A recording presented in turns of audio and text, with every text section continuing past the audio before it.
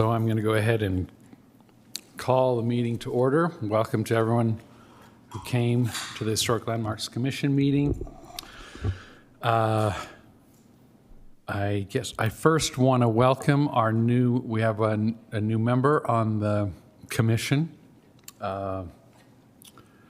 Rosemary Stum. Welcome to the commission. Happy to have you here.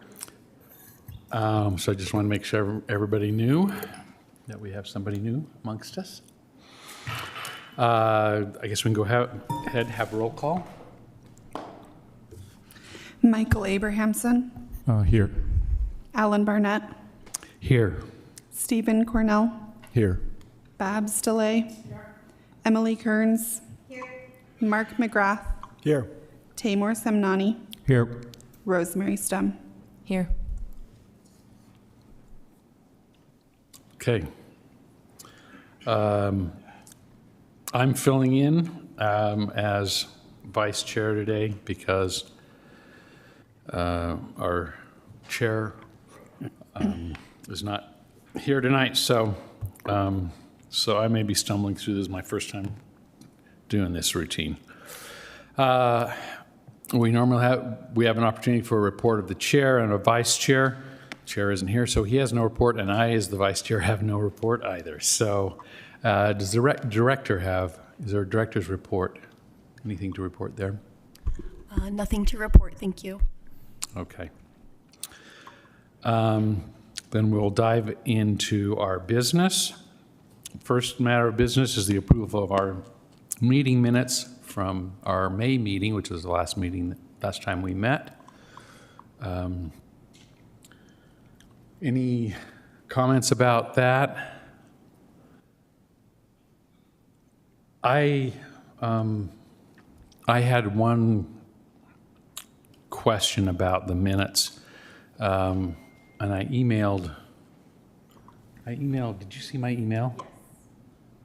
So in the minutes, it said that it just turns out I was the one who was making the motion. It said that I made a motion on the, let me think, now what was it? It was the 10th East National Senior Register nomination for the 10th East Senior Center. And it said that I made a motion to change the beginning date of the period of significance to 1963.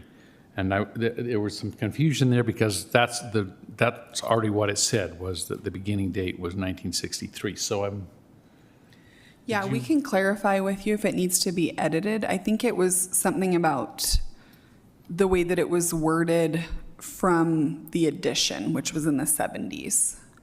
But the period of significance start date would be 1963 when the building was constructed. Yeah, so there's a slight change and an edit, I think, to reflect your motion.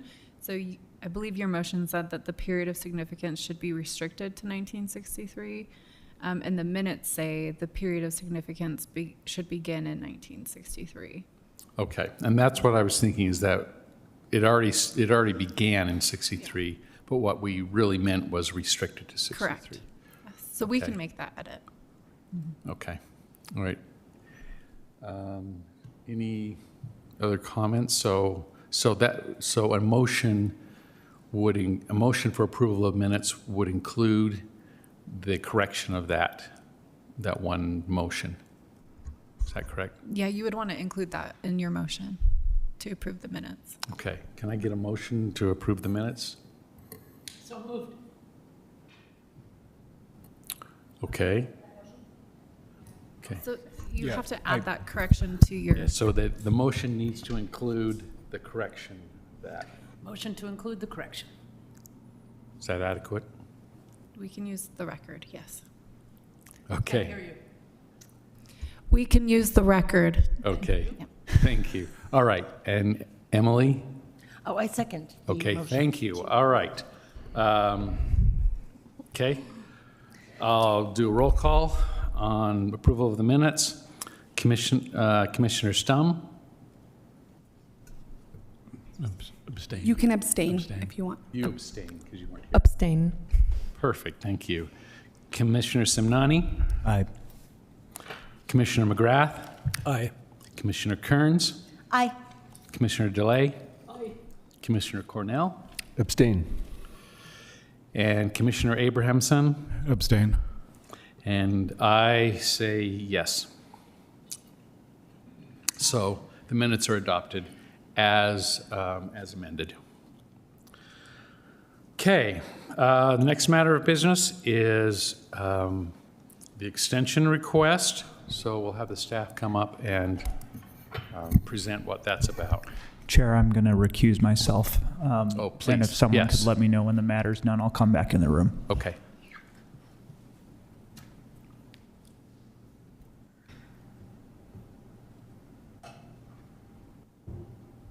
Let me just say for anyone, if there's anybody here who wants to make a public comment when that time comes, there are note cards out on the desk right outside the door. You can write your name and the issue that you want to talk about.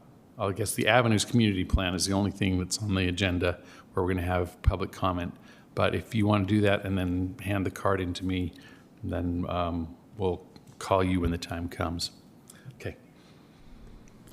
Thank you. This is an extension request for the relocation of the contributing structure located at 632 South, 700 East to approximately 635 East, 700 South. The project was originally approved at the Historic Landmark Commission meeting held on June 4, 2025. The subject property is located on the west side of 700 East between 600 South and 700 South, highlighted here in red. The site is also located approximately half a block to the south of Trolley Square, a significant local landmark site. The new location, 635 East, 700 South, is located within the same block, just around the corner, highlighted here in yellow. Aside from being located within the same block, the new location, which is currently vacant, also lies within the Central City Local Historic District and is similarly zoned RMF 30. As a reminder, this is the subject structure, which was originally built in 1915 in the arts and crafts style. The character-defining features of the home will be retained as part of the relocation. And that's the extension request.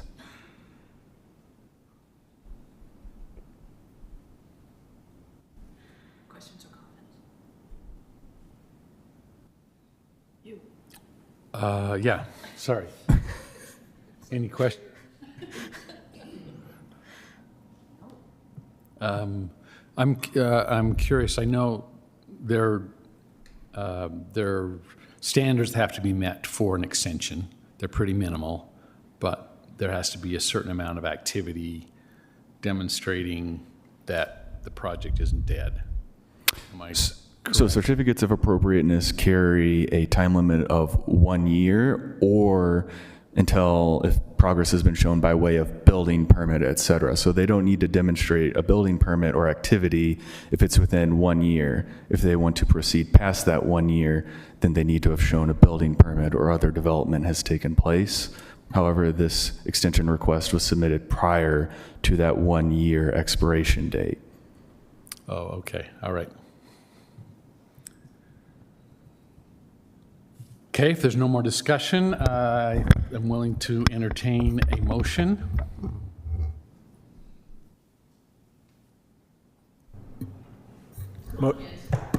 Motion to approve the request?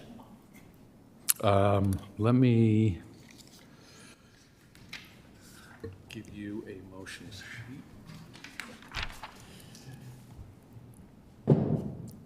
Based on the information presented and discussion, I move that the commission approve this time extension request as recommended by staff. Okay, do we have a second? I'll second. Okay. We'll do a roll call. Commissioner Stum? Aye. Okay. Commissioner McGrath? Aye. Commissioner Kearns? Aye. Commissioner DeLay? Commissioner Cornell? Aye. Commissioner Abrahamson? Aye. And I will vote no. Okay, The motion passes. Why would you vote no? Because I thought the process was faulty from the start, so. It's not that I have anything against the extension, it's because I thought the process was faulty in the beginning. So, all right. I think we're good on that then. That motion passes. We now move to the Avenues Community Plan update.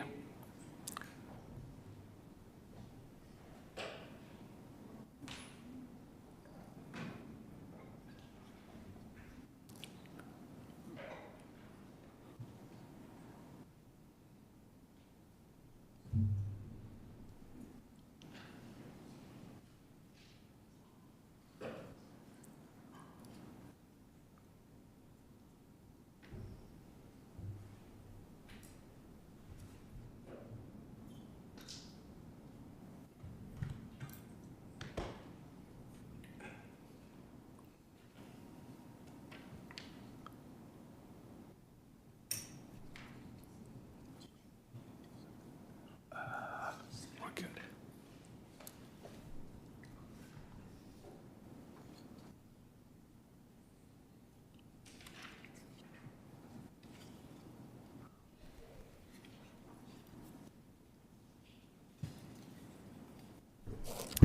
All right, so tonight we are here presenting an overview of the Avenues Community Plan, which we started the process of updating last year, and many of you have heard briefings on this item. We are going to start the presentation out by going over the role of the Historic Landmark Commission, as well as the purpose and goals of the plan. We won't spend too much time on the plan update and the process since the commission has heard that before, but we are happy to take a deeper dive if there's any questions that the commission has. The bulk of the presentation is going to highlight specific initiatives for consideration by the commission and also discuss how preservation more broadly is incorporated throughout the plan, and then we will go over next steps.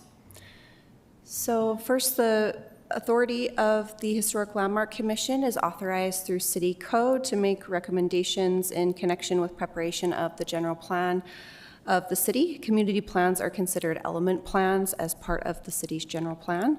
Staff is recommending the commission forward a positive recommendation to the Planning Commission.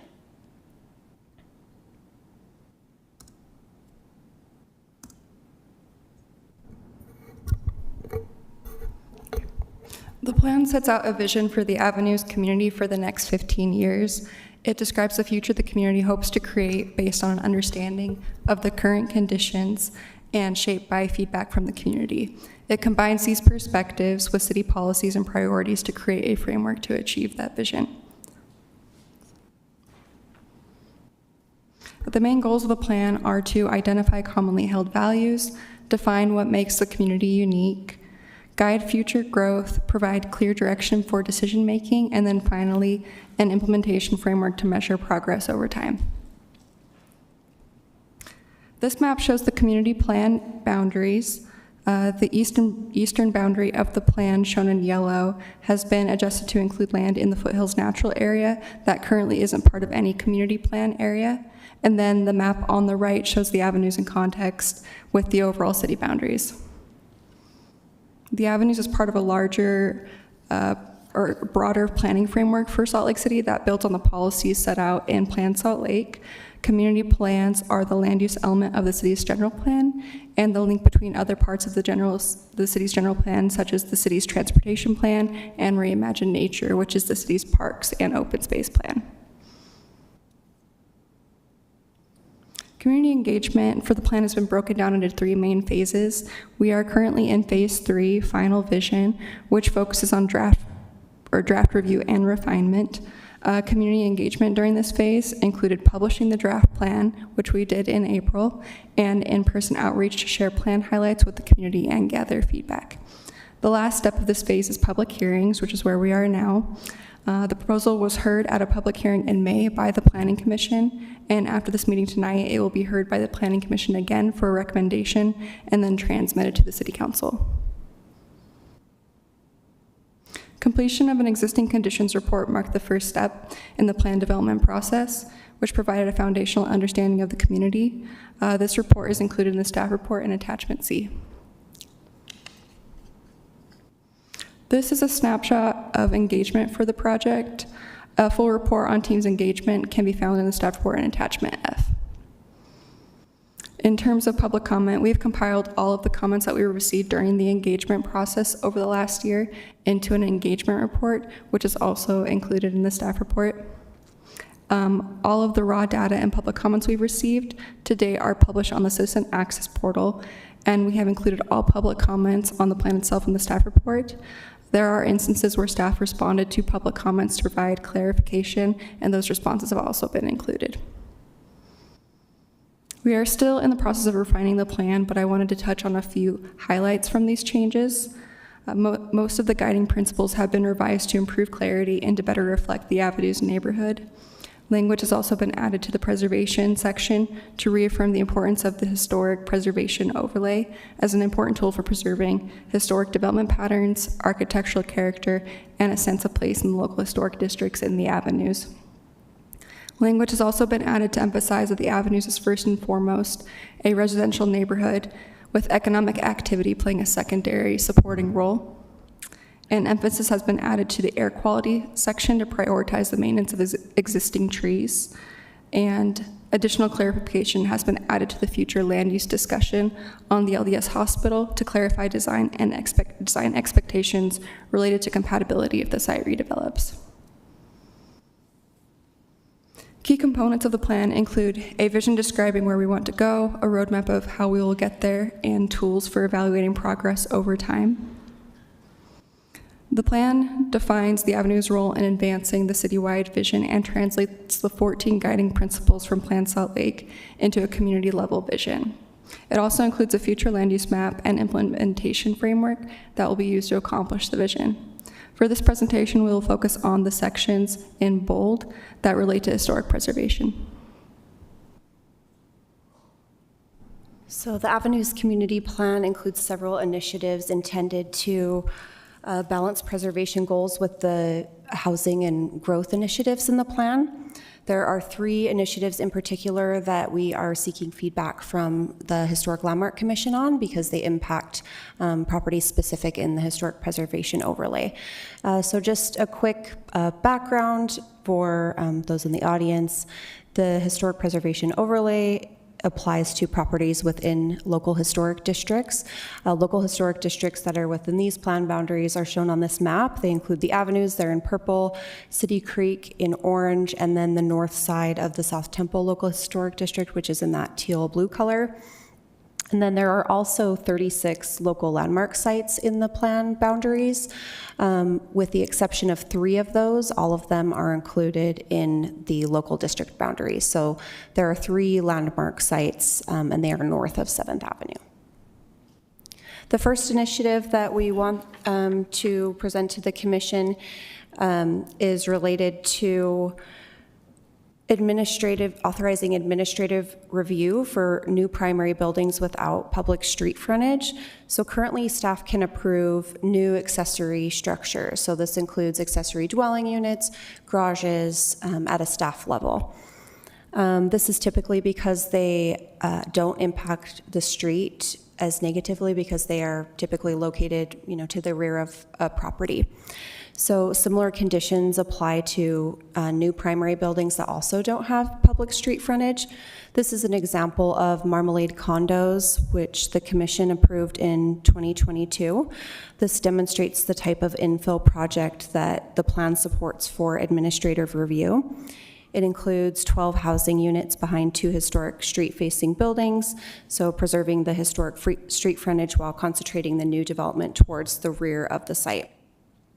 It's important to know that projects that qualify for administrative review, they can always be forwarded to the Historic Landmark Commission due to the complexity. The code still gives us that discretion. Another thing to note is that the plan itself doesn't make these changes related to review authority. The plan is a visioning document, but it would support future changes. So if these changes were adopted in the plan, in order to change any staff authority, it would come before you as a text amendment, and that would have a public review process. So the plan itself doesn't authorize this change. The next initiative is related to pre-approved accessory dwelling unit plans. So currently Salt Lake City maintains a library of pre-approved accessory dwelling unit plans. And the idea is that we would create we would add to this library with designs that are specific to the historic overlay. So these could include pre-approved architectural elements such as windows, doors, exterior materials, and other features already evaluated for consistency with the historic preservation standards. It's important to note that staff does already have authority to review detached accessory dwelling units, but we still have to review them against the standards of approval. So we would still be looking at things like setbacks and height and historic context. This would just be a building type placement. And then finally, the housing chapter includes an initiative to develop a pattern book of compatible building types that could qualify for expedited review, which within the historic preservation overlay. Using this case study, which was called Vermont Homes for All, the pattern book would provide housing types, design guidance, and architectural details that reflect the character and development patterns of the avenues. Rather than serving as a catalog of fixed home designs, it could have a menu of elements such as windows, porches, and doors that could be combined and applied to these building types. Again, projects utilizing these designs would still be reviewed by staff to ensure consistency with approved design guidance and zoning requirements. Historic preservation is fundamental to the identity of the avenues. So the following sections highlight how preservation is incorporated throughout the plan. The plan reaffirms the Historic Preservation Overlay District as an important tool for maintaining the neighborhood's identity, and it encourages periodic review of the preservation standards to ensure consistency and clarity, as well as trust in the historic preservation process from the community. While preservation has mostly focused on initiatives specifically related to the overlay, historic preservation is woven throughout the community, and it does extend beyond the overlay boundaries. One of the things that it does do is the Salt Lake City Cemetery, which is nearing capacity and has continued maintenance and upkeep obligations. There are specific initiatives related to that. So in terms of improvements to education and tools, monitoring standards, again, to identify improvements that are needed to improve the process, providing education and resources to the community, things like workshops and other tools to help community members be good stewards of their historic homes, and then pairing historic tax credits and other zoning incentives like the building preservation incentives to promote maintenance of existing housing stock. The plan supports a National Register nomination for the city cemetery. It also includes support for the policies outlined in the Salt Lake City Cemetery Master Plan, as well as preservation and management and enhanced public access as a multi-use facility and long-term financial stability.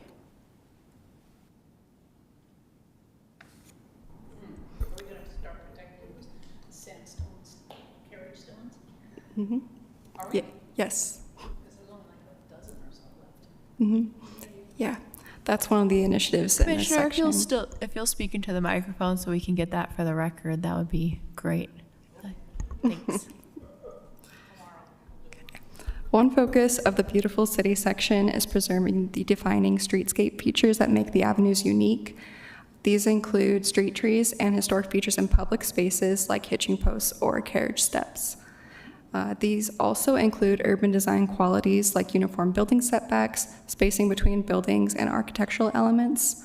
Initiatives include creating an inventory to document and protect historic features in public spaces, as well as increasing awareness and promoting preservation. This section emphasizes the importance of placemaking through neighborhood gateways, wayfinding elements, and pedestrian-oriented amenities. Access to housing is a growing concern throughout the city, but especially in established neighborhoods like the Avenues where there's little space to build additional housing. Housing strategies in the Avenues prioritize preservation and maintenance of the existing housing stock as the foundation of the community's affordable housing supply. Other strategies include aligning land use designations with existing conditions, education about existing city programs such as the city's NOAA program, which is the naturally occurring affordable housing program, and zoning incentives we have for things like affordable housing and building preservation. It also promotes building maintenance through educational resources and financial incentives, including state and federal historic tax credits. And other strategies include expanding housing options through smaller infill development and streamlining the approval process for ADUs. This slide highlights the development pattern in the Avenues. The image on the lower right-hand side shows that there is a broader mix of housing types than in the upper Avenues, and that's because of the time period when it was developed, which reflects more historic development patterns.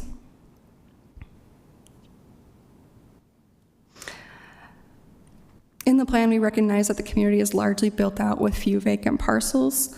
In addition to that, its proximity to the foothills indicate that significant change is unlikely. So growth in the Avenues will depend on context-sensitive infill development on underutilized properties.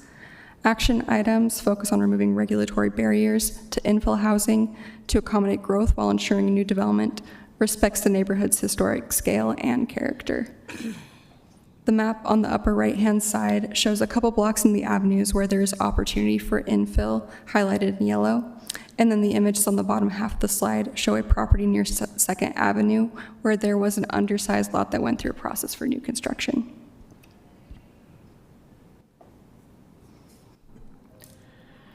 The future land use section of the plan, which starts on page 76, includes a future land use map that illustrates the intended use and distribution of land uses in the community. Sorry, it's the distribution of land uses. The future land use designation categories describe the intended scale and intensity of development within each land use designation. The Avenues Community Future Land Use Map guides future development by establishing a flexible framework that offers adaptability, enabling the community to evolve over time. The map itself does not alter the current zoning of any property. Again, any future changes would need to go through a zoning map amendment process. The map to the right shows the map to the left shows the existing future land use in the community, and the map to the right is the proposed future land use map. There are 4 overarching themes. I know this has been happening, pop-ups. So there are 4 overarching themes in the land use section of the plan, which include protecting sensitive lands, stable and connected neighborhoods, encouraging appropriately scaled infill and mixed-use development, and enhancing and activating key locations. I'm going to focus in on 2 of these themes, which are stable and connected neighborhoods. So the main things within that section focus on aligning land use designations with existing conditions, moderate density residential located south of 7th Avenue, and then neighborhood mixed use. And then the appropriately scaled infill and mixed use development. Again, this is reinforcing the built environment, so reinforcing the existing housing mix, allowing for compatible infill where there is opportunity. And then an overarching theme of the future land use map as a whole is just supporting historic preservation process and standards when they are applicable. In terms of housing, one of the things we did was how we determined where to put these land uses and design the future land use map was we looked at what the Avenues has now. So moderate density is found throughout the lower avenues, and that's kind of the, I guess, bigger thing to highlight on the future land use map. If you look at the existing future land use map on the left there, that lighter yellow is low moderate density residential, and you can see the one on the right has the below 7th Avenue as moderate density residential. And this is largely to reflect existing conditions. So there are many blocks in the avenues right now that already meet the moderate density residential. So one of the things we did was just to demonstrate that this already exists in the community and this is what it looks like. Like density looks a lot different in the avenues than maybe people think when they just hear the word density. So this is a block that meets that density threshold. Not all the units are multi-units. You know, there's a couple of them that are still single units, and many of the blocks that meet this threshold even include open space as part of the community. Additionally, it's important to note that below 7th Avenue is an area within the local historic district, and so that does have to go through a process for new construction, and there's also protections for contributing structures because of the required demolition process for those properties. And then finally, again, where commercial uses exist in the avenues, in areas that are currently designated for residential use. One of these might look familiar, the one on the top left. I know the commission heard an item related to that one a couple meetings ago, but the map applies a neighborhood mixed-use designation to help retain these amenities in the community. So right now, many of these are noted as residential land uses, and the land use map updates them to neighborhood mixed use, depending on the abutting residential land use category. So if it's a moderate density or moderate high density, then we went with a neighborhood mixed use medium scale. And if it's next to low moderate density, we went with a neighborhood mixed use low scale. For the remainder of the process, we'll continue to collect public feedback. The adoption process includes holding public hearings and getting recommendations from the Historic Landmark Commission and the Planning Commission. Once that's done, the recommendations and plan draft will be transmitted to the City Council for additional public hearings and adoption. The upcoming meeting dates are to be determined, but they will be posted on the project's webpage as they are scheduled. Staff is recommending that the Historic Landmark Commission forwards a positive recommendation to the Planning Commission. And that concludes our presentation, and we are happy to take any questions or comments. Okay, any questions from the commission or comments? Please. Thank you. Amy, I have a question regarding the administrative approvals for the buildings that don't have street frontage. How would that take place? Would it typically just be assigned to a staff planner? They would develop a recommendation, submit that recommendation to Nick, and Nick would make the approval, or? Yeah, so it would be a similar process to what we have now, like for our accessory dwelling units. And so how that works is basically we have administrative authority authorized in the code in the overlay section.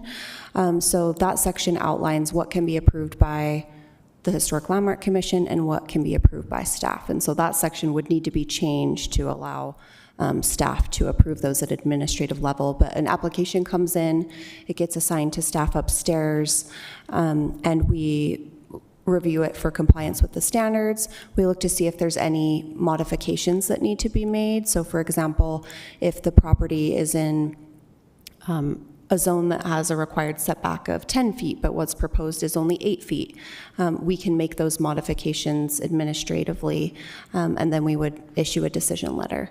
Whereas right now, those come before the commission and we do the staff report.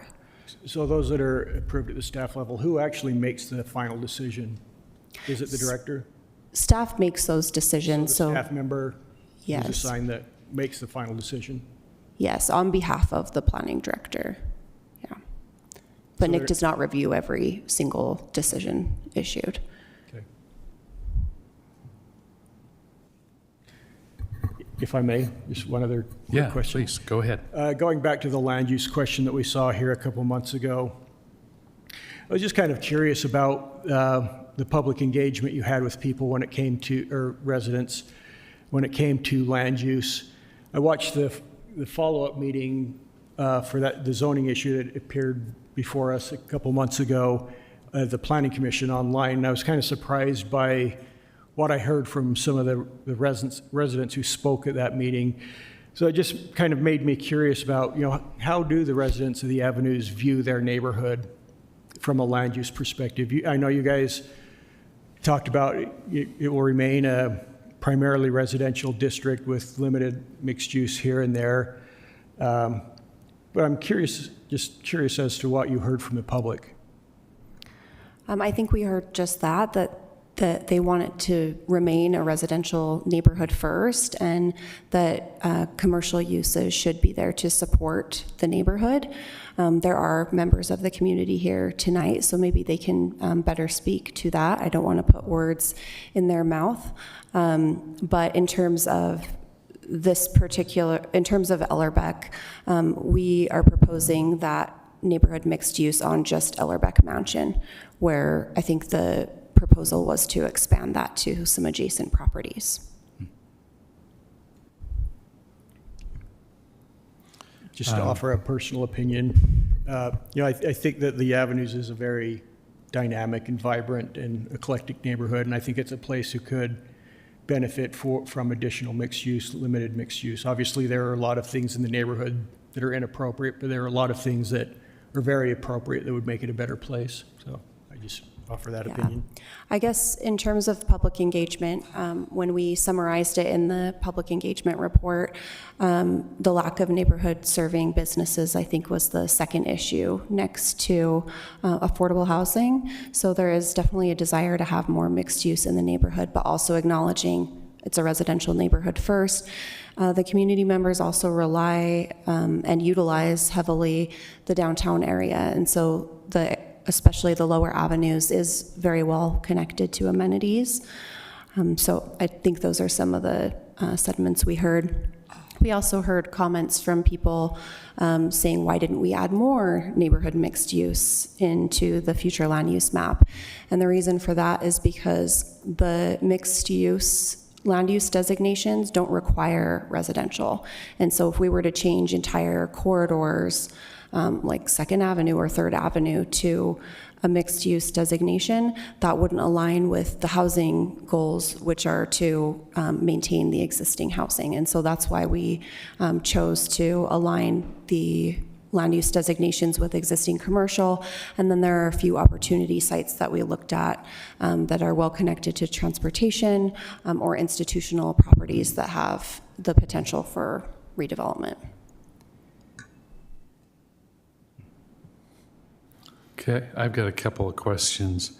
First of all, administrative standpoint, you're asking for a recommendation to the Planning Commission, but I thought I just heard you say that it was going to come back here.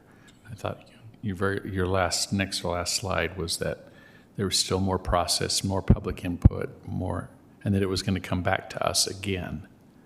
We don't have it scheduled to come back to the Historic Landmark Commission. We held a hearing. We also held a briefing, but we held a hearing with the Planning Commission in May and asked them to table the item and accept public comment at that meeting. And then now we are here at this public hearing, and we will be going back again to the Planning Commission for a second public hearing and likely requesting a recommendation at that hearing. That's to be determined, but we aren't intending to come back to here unless you table the item and we come back here. All right, so this is our opportunity to make a recommendation, or at least that's what you're presenting this as an opportunity. Okay. I have a couple, I have to say, I was really impressed. It's a really long document, and I browsed it for a couple of hours, but I browsed it because I couldn't get through I could not read every word, but I was very impressed with the breadth of the sort of issues that were being addressed and the sort of balances that were being struck between, competing demands. There were a few things that I was concerned about. Well, first of all, I wanted to ask about this non-conforming, like trying to legalize non-conforming uses in the land use. Like what exactly that means. Does that mean, because I guess if something is being used, well, like the Ellerbeck Mansion, it's a residential property, but it's being used for commercial. And you change the land use on that, you change the zoning to make that, so it's not a non-conforming, legal non-conforming use as it is now. I'm wondering if that ends up presenting problems down the road when things, well, some things, like the buildings that were built as commercial buildings, I think should be zoned so that they can be commercial. And so that you allow for that kind of mixed use in the neighborhood where it's appropriate. But I worry that it could be then, things get locked in as a commercial property when it's not really designed to be a commercial property. So I'm not sure exactly what section you're referring to, but the future land use map identifies where those properties are. This one's a little hard to see when it's the side-by-side, but it's this light and kind of darker pink color are where the proposed land uses are that are mixed use. So those are basically all the existing commercial properties in the community. I guess that's really my question is, so is it just targeting ones that are currently mixed use? Yeah, could I just add that the future land use map does not change zoning. So because say city council adopts it as is, it doesn't mean that their use suddenly becomes legal. They would have to petition through a map amendment to change that zoning to be in line with the future land use map, right? And then we would have additional oversight into, does the zoning align with that future land use map? Are we legalizing it? Do you see? So it's the future land use map is not zoning. So the way we read plans are aspirational, even if they're passed as plans, community plans, right? Correct. It's for Yeah, that. and the plan itself says this in it. It specifically says that this doesn't change the zoning, so hopefully that's clear in the plan as well. I guess the plan, there's nothing binding in the plan. It sets a direction, sets guidelines, but anything that gets set in stone would have to go through a review process. Okay. I am a little bit concerned about the hospital property. It seems like a really great opportunity to introduce some mixed use into the neighborhood. It's always seemed to me like the hospital, in spite of the great services that it's offered, has always been sort of a cancer in the avenues that grows and has always been. It's the one thing that's really out of place in the avenues just because of its size. Never fits in. Always feels like when you get to the hospital, you've hit a brick wall. So I like the discussion of introducing through streets and whatnot. But I am concerned about the size of what might be put in there, because this seems to encourage, it talks about maintaining the same height of buildings or allowing the same height of buildings, which seems completely incompatible with the rest of the neighborhood. Not that I'm saying that it should go down to 2 stories, but I'm concerned about what might happen with that property, because I feel like the pressure will be to go high and dense in that property beyond what is appropriate in the avenues.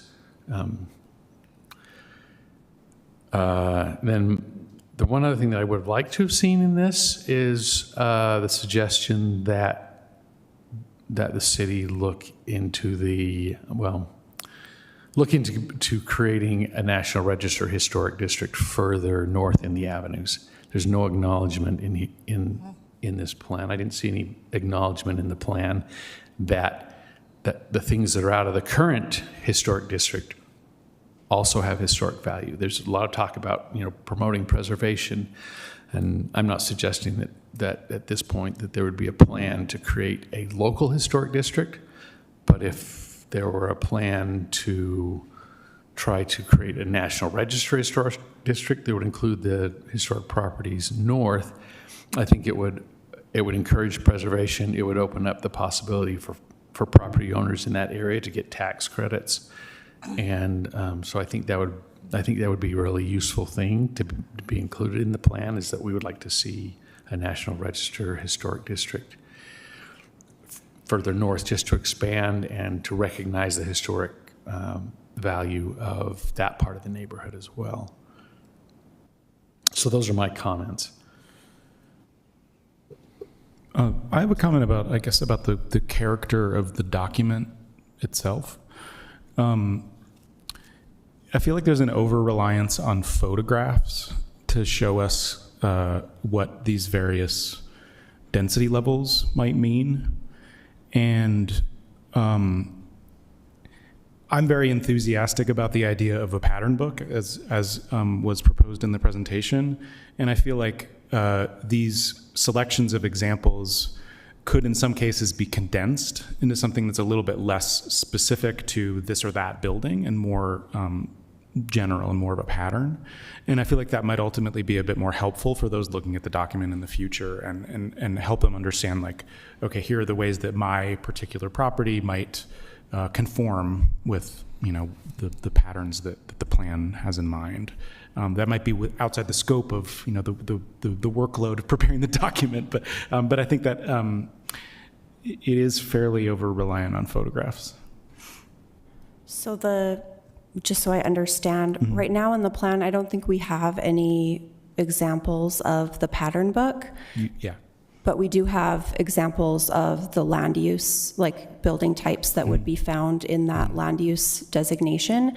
And that's just to demonstrate, like, these are the types of buildings that we're talking about, and taking those from the community itself, just to show that. Is that what you're referring to? That is what I'm referring to, yeah. Okay. Yeah, usually on the right-hand page, there's a selection of examples. Yeah. And it seems like I said, some of those could be condensed into something more like a pattern that could be easier to sort of help people understand how their property fits into this land use classification, or how adaptations to their property could fit within the land use classifications that they see on the plan.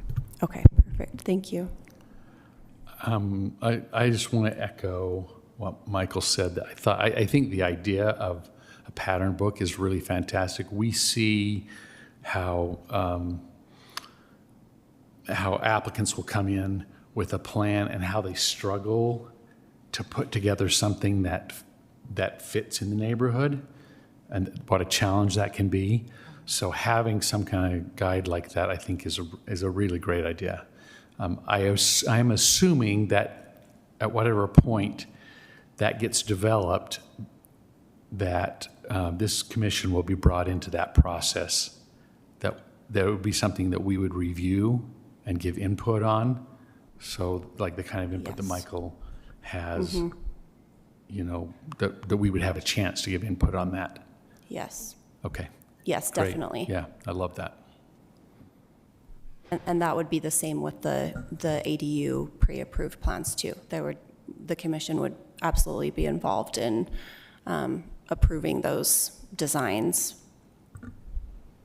Okay, great. I would like to follow up with what Michael was saying as well, because I was reacting to the land use map with those images in mind and wondering, it seems like the images are almost showing like, oh, this is what we've already done. This is what's already there, but not necessarily what we're proposing could be used there. And so I was, because, seeing your presentation, I was like, wait, is this what the land use map is clearly showing we want more moderate density, but then it wasn't showing like examples of what moderate density looks like. It was showing what existing examples look like. And so what future examples, so when people can refer to this and say, kind of like what Michael was saying, like, oh, I want to add some moderate density, I'm going to apply for rezoning. What does that look like? What could it look like? It doesn't need to be historically represented just according to scale or style or things like that. And so I think the images are good to show examples, but I was a little confused as to like, is this what you want more of? Like you meaning like, is this what the city wants more of or not? So maybe just clarification, even if they're just like, I know there's not the pattern book yet, but even just simple diagrams of like, I mean, you describe it verbally of like, 3-floor stories and things, but maybe just clarification on that, but. Yeah, sure. Thank you. Any more comments or? I have a few things about where neighborhood stability and affordability line up. I don't see any path towards home ownership, as the report indicates that the renters are more cost burdened than owners. And I support the idea of making accessory dwellings more accessible, but I don't see any way that those will ever be anything but rentals. And I would like to see a possible pathway to increasing home ownership because I think that's how stable neighborhoods are created. By owning your home. I know, but what would be the path? So anything in anyone's backyard is going to be a rental, unless we break apart those lots. I don't know how to create that, but I don't see any way that home ownership or affordability has been addressed in the plan. But I would like to say this is a tremendous accomplishment, this plan, and I'm really impressed with your work. I do have some ideas to answer the how question, and I share her concerns. The problem is that we're maybe getting out of the scope of historic landmarks, and I also think that we really don't speak to the idea of owner occupancy and things like that. So home ownership can be, density can be increased and home ownership can be encouraged by requiring owner occupancy as an example, because then you can pay your mortgage by renting out part of your home if you live in it. What that has to do with historic landmarks, I have no clue.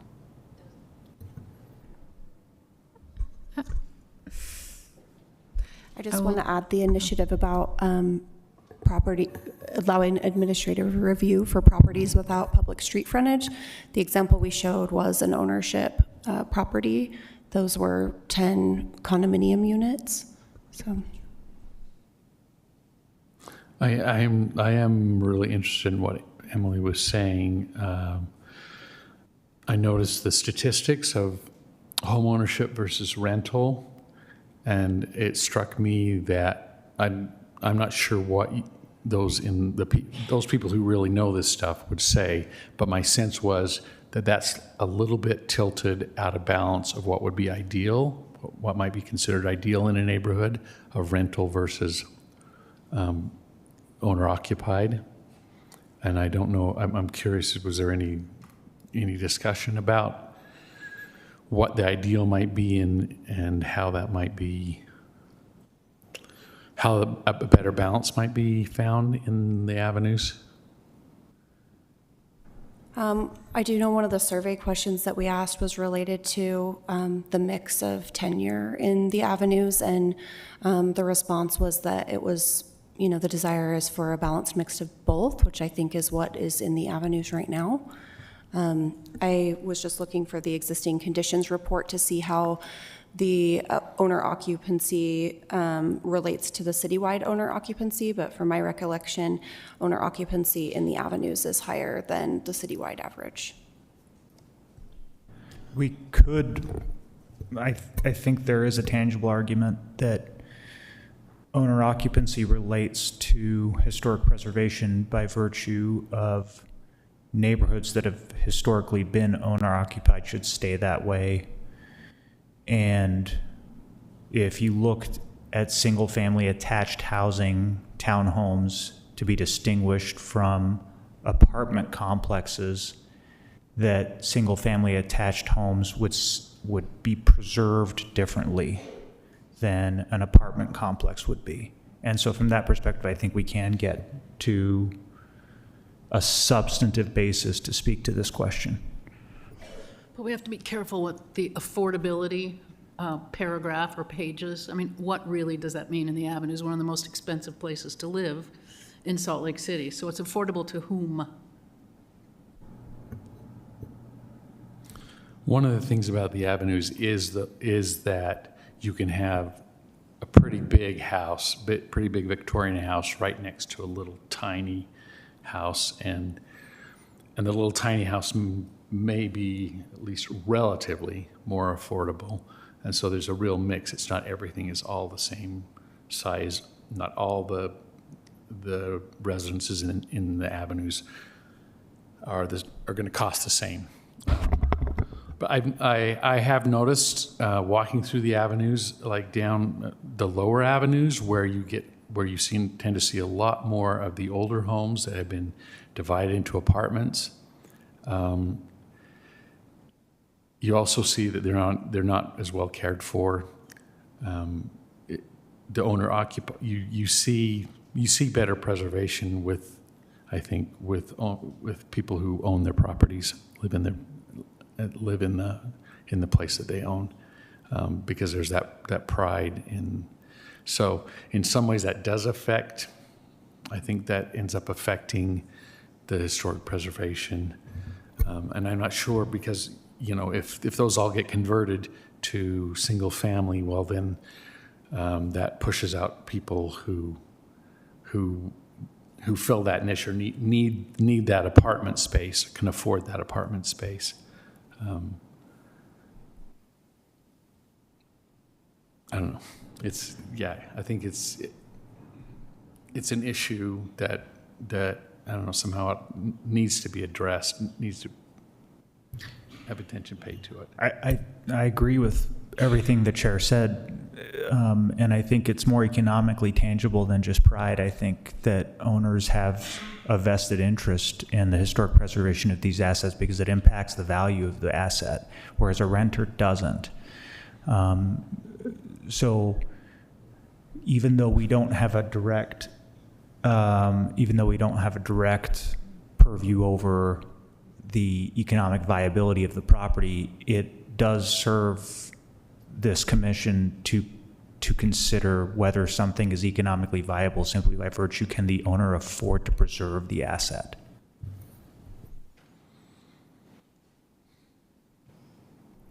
I would just like to remind the chair that the public hearing has not been opened, and we do have members of the public here to speak. Thank you. Yes, thank you.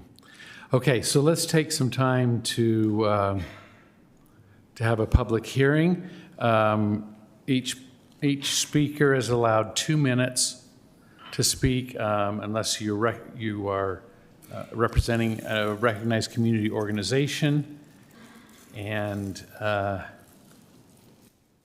then you would have 5 minutes. So first of all, I've got a card here from Jim Jenkin. Jim, if you want to stand there and speak into the mic so that we can hear you clearly. Sure thing. I am Jim Jenkin. I am the current chair of the Greater Avenues Community Council Land Use Committee. I've enjoyed your discussion. I wouldn't mind it if you gone on longer.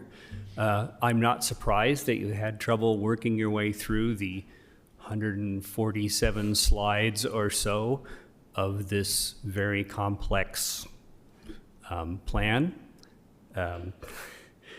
But I am really pleased to address this body because the character of the Avenues is, as you say, almost entirely a product of the Avenues Historic District, and this body has a big hand in making that all work, and we all appreciate that. How does the Avenues view our neighborhood? I'll tell you some things that I had in my comments. My committee is happy about the possibility to resurrect commercial development in structures that were previously used that way, as the plan proposes. We are opposed to prioritizing commercial and entrepreneurial use over existing residential. We are concerned about any future granting of by right development to existing structure types just because some of those structure types are what caused the downzoning to SR1A in the first place.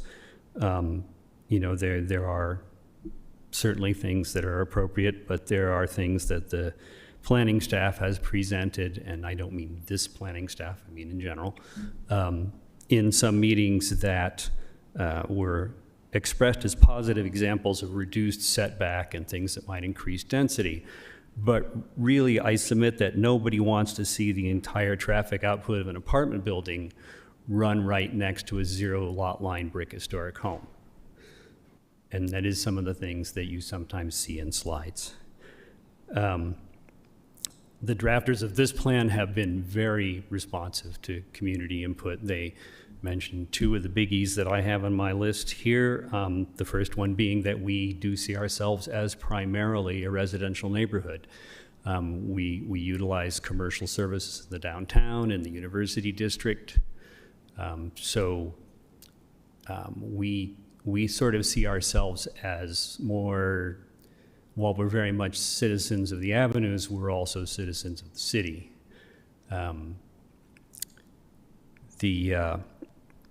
The one thing that they didn't hit that they did, which I appreciated, was they also put in some language about the natural constraints of the avenues, some of the grades, and then there's some other things like our reduced street grid that have some effect on what we can do.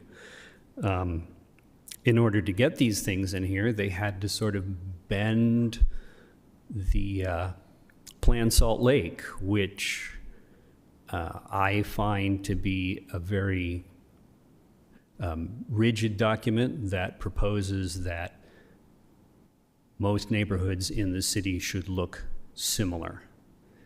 And while there are many similar things about neighborhoods in the city, there are differences too. And I think that we are an excellent example of that in the way that we relate to downtown and the university.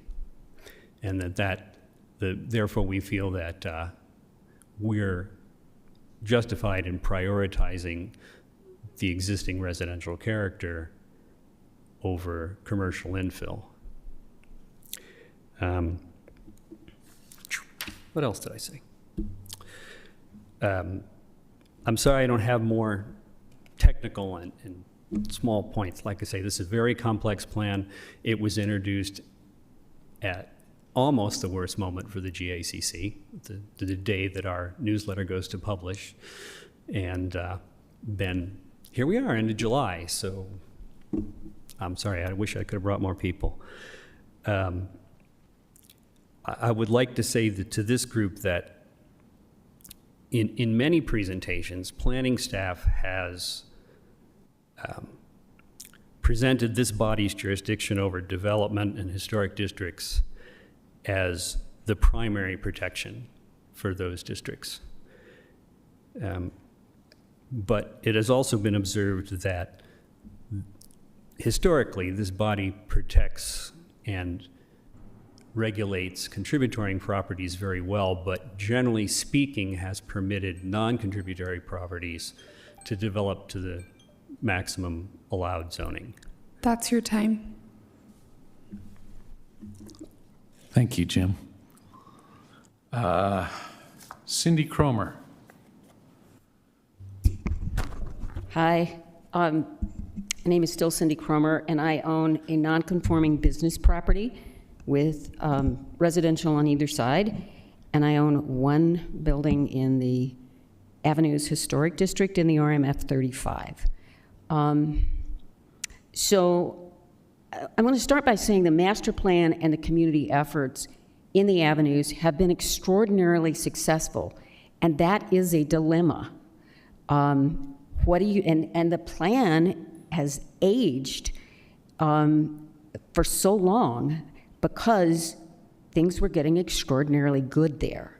So the question is, what do you do when you're successful, but the area becomes so expensive that the people who historically were there and provided the diversity, like back when I was in graduate school 50 years ago, are no longer there.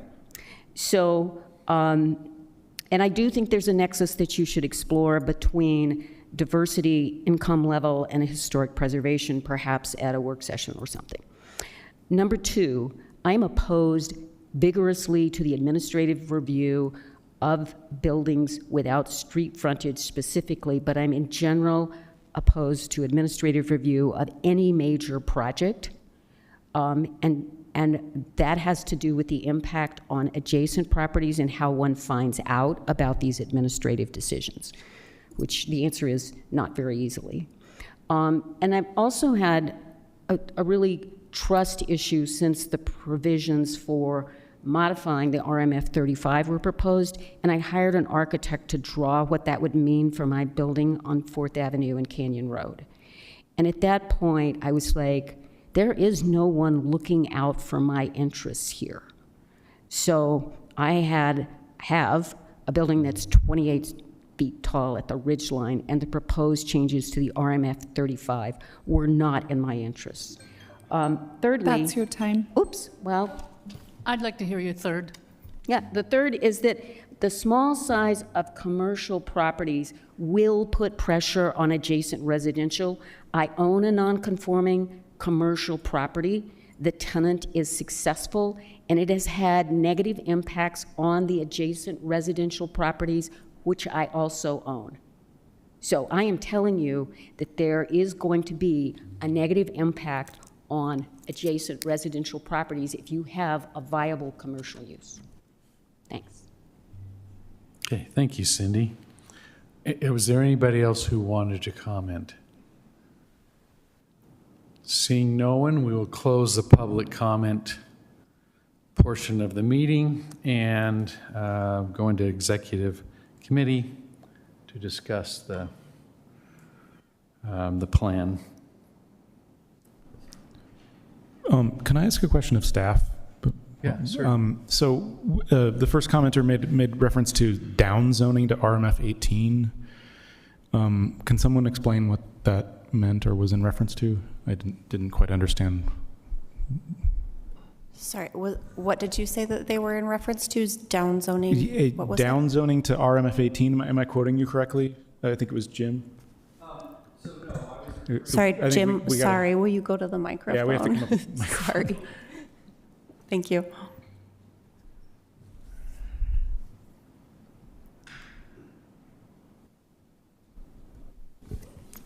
So I was referring to the existing plan is community written for the most part. It's quite old. But the reason for that plan is there was developing happening in the avenues that was having a negative impact. So it was the SR1A was the result of that and is in effect a down zoning. I wasn't really referring to any particular zone change, but just the general creation of the historic district What in the in SR1A. particular? What property in particular? The SR1 property, what are you talking about? So there were large developments that were contemplated. There was a land bank that was created in the vicinity of 4th and A that was going to become large condominiums, and the people in that neighborhood, Cindy Fonsbeck in particular, were sort of the people who rose up and generated those changes, which in effect were a down zone. That makes sense? I'm sorry, I was not here then, so I can only go so far on this. Oh, that's good. Thank you. Yeah, that helps. Thank you. Yeah. Okay? Now we know.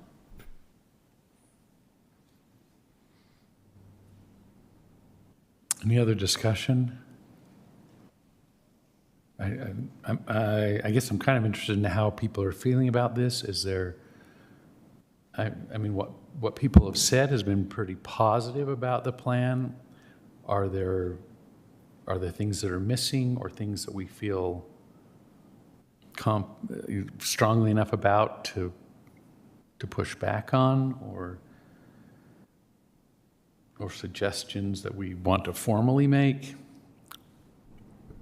I mean, I think it's an interesting comment that Cindy made about, administrative review on non-frontage properties development. So I think that's something that maybe we should look at and think about. I felt the same way, like, Yeah. I'm a little bit nervous about having,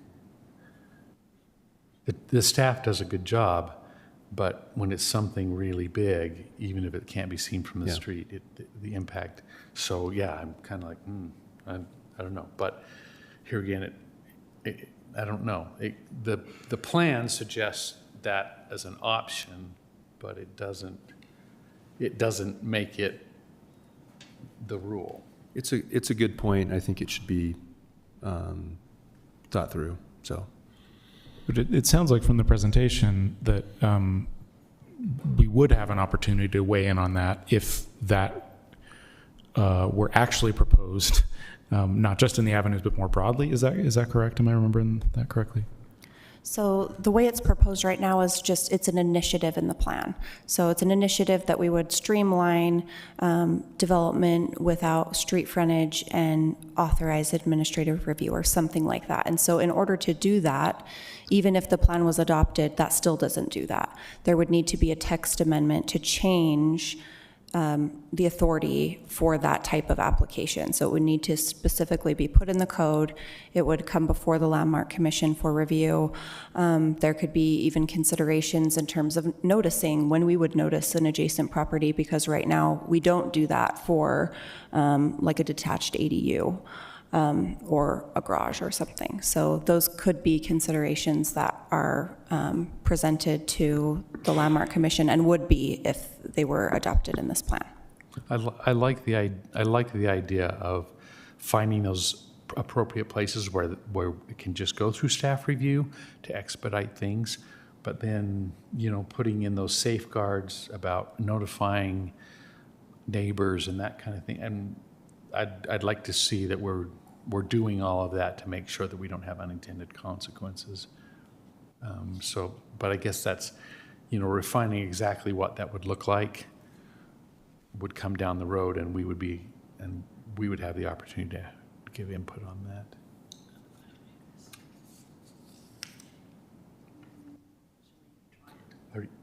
If you're ready to make a motion, by all means.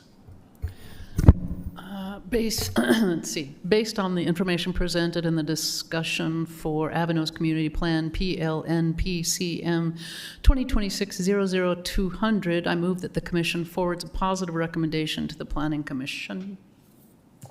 Do I have a second? Second. Okay, let's do a roll call. Commissioner Stum. Aye. Commissioner Semnani. Aye. Commissioner McGrath. Aye. Commissioner Kearns. Aye. Commissioner DeLay. Aye. Commissioner Cornell. Aye. Commissioner Abrahamson. Aye. And I also vote aye. So the motion passes. Thank you for your comments. We appreciate them. Thank you.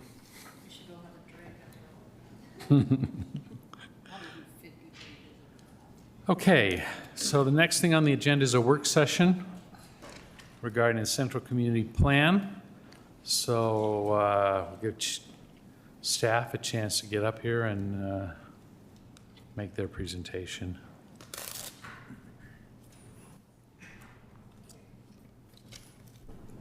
Good evening, Commissioners. While Megan pulls up the presentation, I am Aaron Barlow. And I'm Megan Booth. I'm a principal planner in the Planning Division.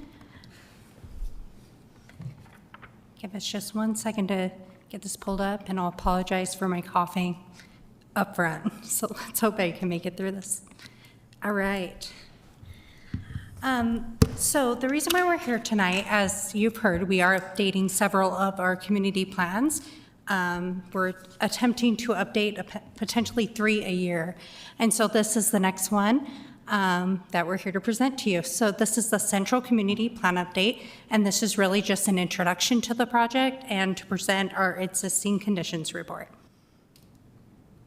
So the Central Community Plan historically included, let's go forward and I'll go back. Included 7 neighborhoods. For this update, the focus is going to be on 5 neighborhoods because Downtown and Gateway already have their own adopted plans. And the downtown plan and the Rio Grande District Vision and Implementation Plan have already been adopted. So as a result, these areas are not included in the Central Community Plan update. There also are 12 sub-neighborhoods. So with that intro to the area, the purpose of the plan update is that as several of the other plans, it's outdated. So we're creating a new vision for today's residents to align with newer citywide plans, including Plan Salt Lake, Growing Water Smart, and Housing Salt Lake City. What is a neighborhood plan? It details the community's vision for the next 15 years, sets policy goals and framework to fulfill the vision, and guides future growth and development, just as you were just talking about with the Avenues Plan. So where are we at? We are currently in phase 1, which is the beginning of public engagement. We started drafting our existing conditions report actually in December, and then it was published in May. And we're working through our engagement May through July, and then we'll beginning drafting the plan July through September to hopefully have a final version between October and December this year, and probably will move into next year for this plan. So the plan boundary is approximately 6 square miles or 3,885 acres in size. Surprisingly, it is about the same size as Avenues or Capitol Hill. Some development history, I'm sure you're all very aware of this, but Salt Lake City's grid pattern is one of its most defining features and has shaped the city's growth since the founding in 1847. The original city was laid out according to the Platte and Zion 1 square mile grid envisioned by early Mormon settlers under the direction of Brigham Young.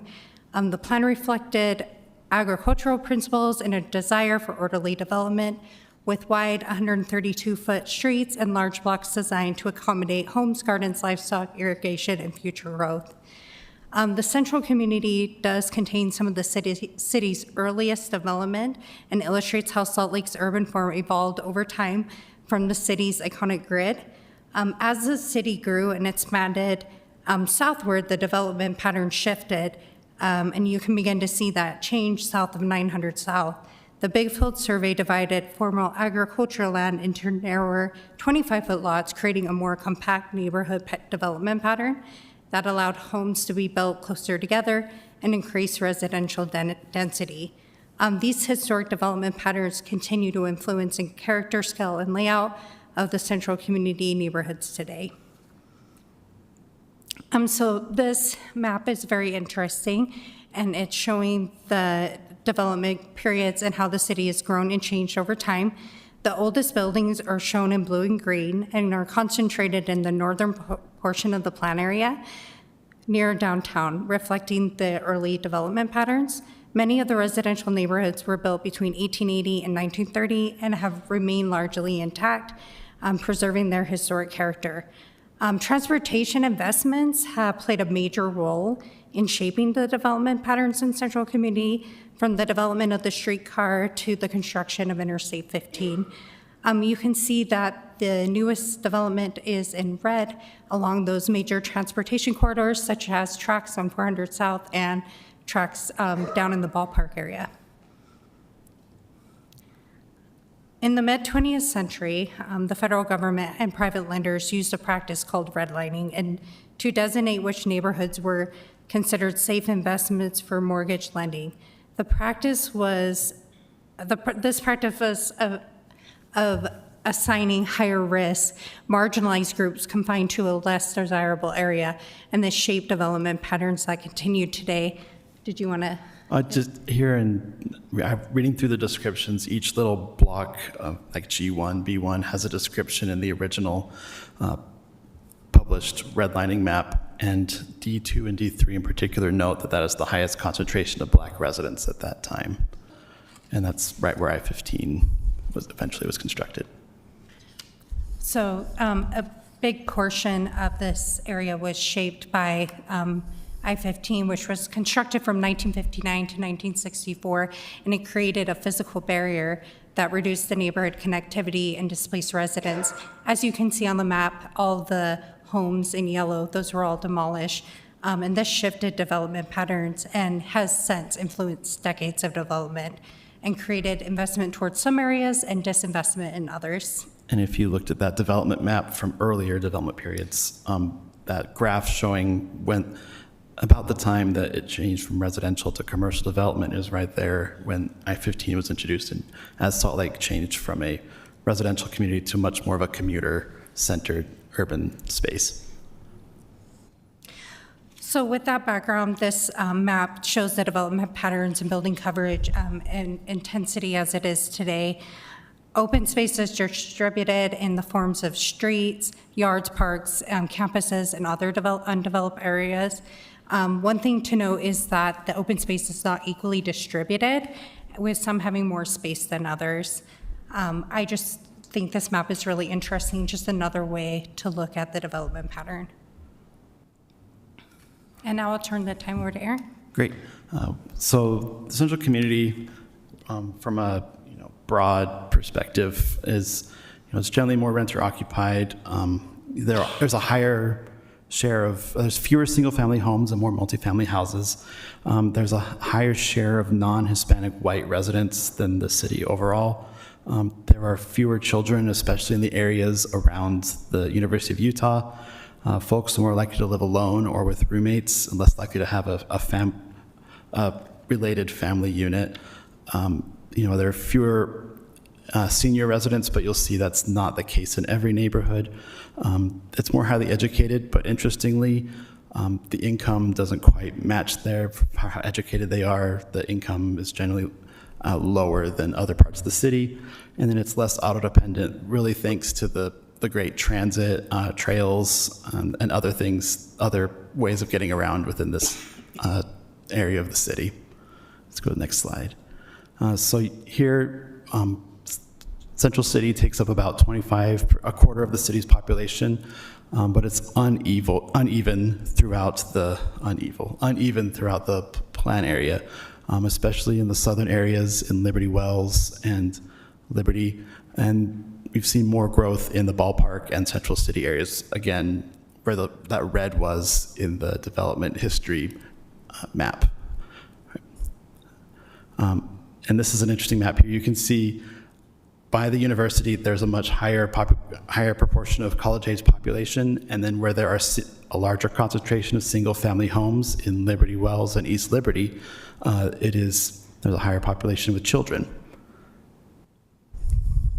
So, like I mentioned, Salt Lake Central community is generally less racially diverse than Salt Lake City as a whole, especially with having a higher proportion of white residents and non-Hispanic or Latino. But when you break that down into individual neighborhoods, you can see that it really varies from East Central South, or what is East Liberty, has a higher concentration of white residents compared to Ballpark, where it has one of the greatest concentration of Hispanic Latino folks than most other parts of the city. Where did you get these stats? This is from the Chem C. Gardner data of the ACS. And looking kind of deeper into here, you can see poverty is not evenly distributed throughout the area as well. Specifically, Central City and Ballpark, those areas that were historically redlined, those patterns continue today, where youth poverty and senior poverty are very prevalent. East Central North does have a significant number of seniors in poverty as well, and that was corroborated when we spoke to folks at the East Central Community Council. So these patterns from the redlining and the construction of I-15, these decisions still shape how things are today. Going into income, like I mentioned, this community makes generally a lot less than the city as a whole. Within Salt Lake City, the AMI for the area median income for the Salt Lake City area is about $104,000. But within the central community, it is about $64,000, and that is at 60% AMI, which is very, very low, and many residents are cost burdened, and it's even lower in these areas like Ballpark, Central City, and East Central North. Let's go to the next slide. And that goes on to affordability of housing. With that median household income of $63,000, if we go to the cost burden scenario chart here, even with a 20% down payment, you need to be making at least $106,000 to afford the median home price within the central community area. And you can see like almost half of renters in the central community area are cost burdened, and citywide it's pretty close to that number. I think it's a little higher. And homeowners are cost burdened as well.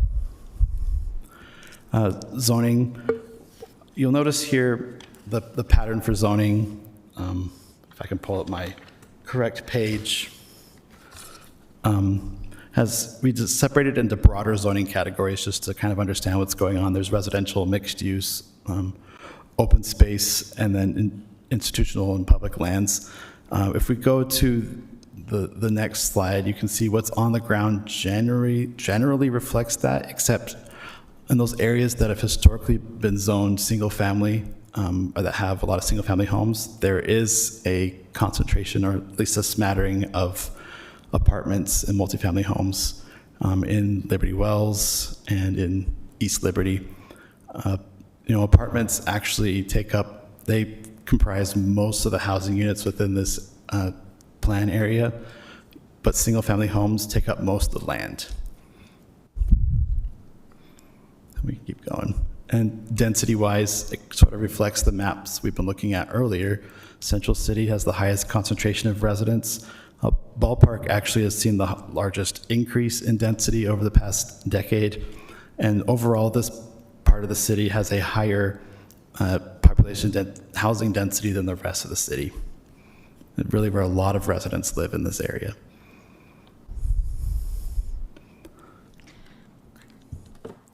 Thanks, Erin. So the next topic we want to discuss is transportation and mobility. We're just highlighting here the arterial roads, east, west, and north, south. I won't name them all, but you can see them there. One thing that is notable is the improvements that we've made to active transportation since 2015, but still Ballpark has less connectivity than other neighborhoods, and you can see that in the map.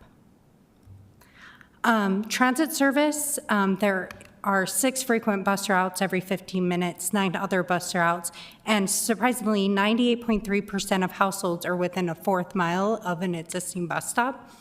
But it looks with tracks, only 26.3% of households are within a 4th mile. You can see that the transit routes and the development period map and where the growth is concentrated all kind of aligns with where these tracks lines are, as I mentioned earlier. One thing we did notice is that the central community has the lowest park access of any planning area, although there are many parks. There are no natural lands, although there are trail and street connections to natural areas, but there is a deficiency in both parkland and open space per capita. We call that level of service. So you could look at that as, are there enough parks? And walkability is, can you get to a park?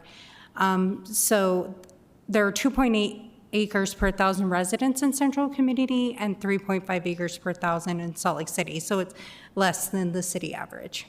And many of those arterial roads inhibit the walkability to many of those parks. So while Liberty Park might look walkable to some neighborhoods, crossing 700 East can be a challenge, especially for children. And directly correlated, urban tree coverage in the heat watch map, areas with lower tree canopy coverage generally correspond to locations with higher surface temperatures, as shown on the heat map.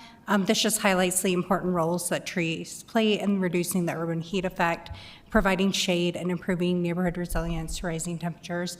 One thing we want to point out is the disparities that you can see in the different neighborhoods and how they are different, although it is one plan area. So within the central community plan area, probably the largest number of historic structures, historic districts. There are 3 local historic districts. We got Central City that we've done a lot of work in, and there is University, and half of South Temple is also in this area. There are also 8 National Register districts and 89 individually listed sites. That includes those that are listed locally, those listed nationally, and those listed both locally and nationally.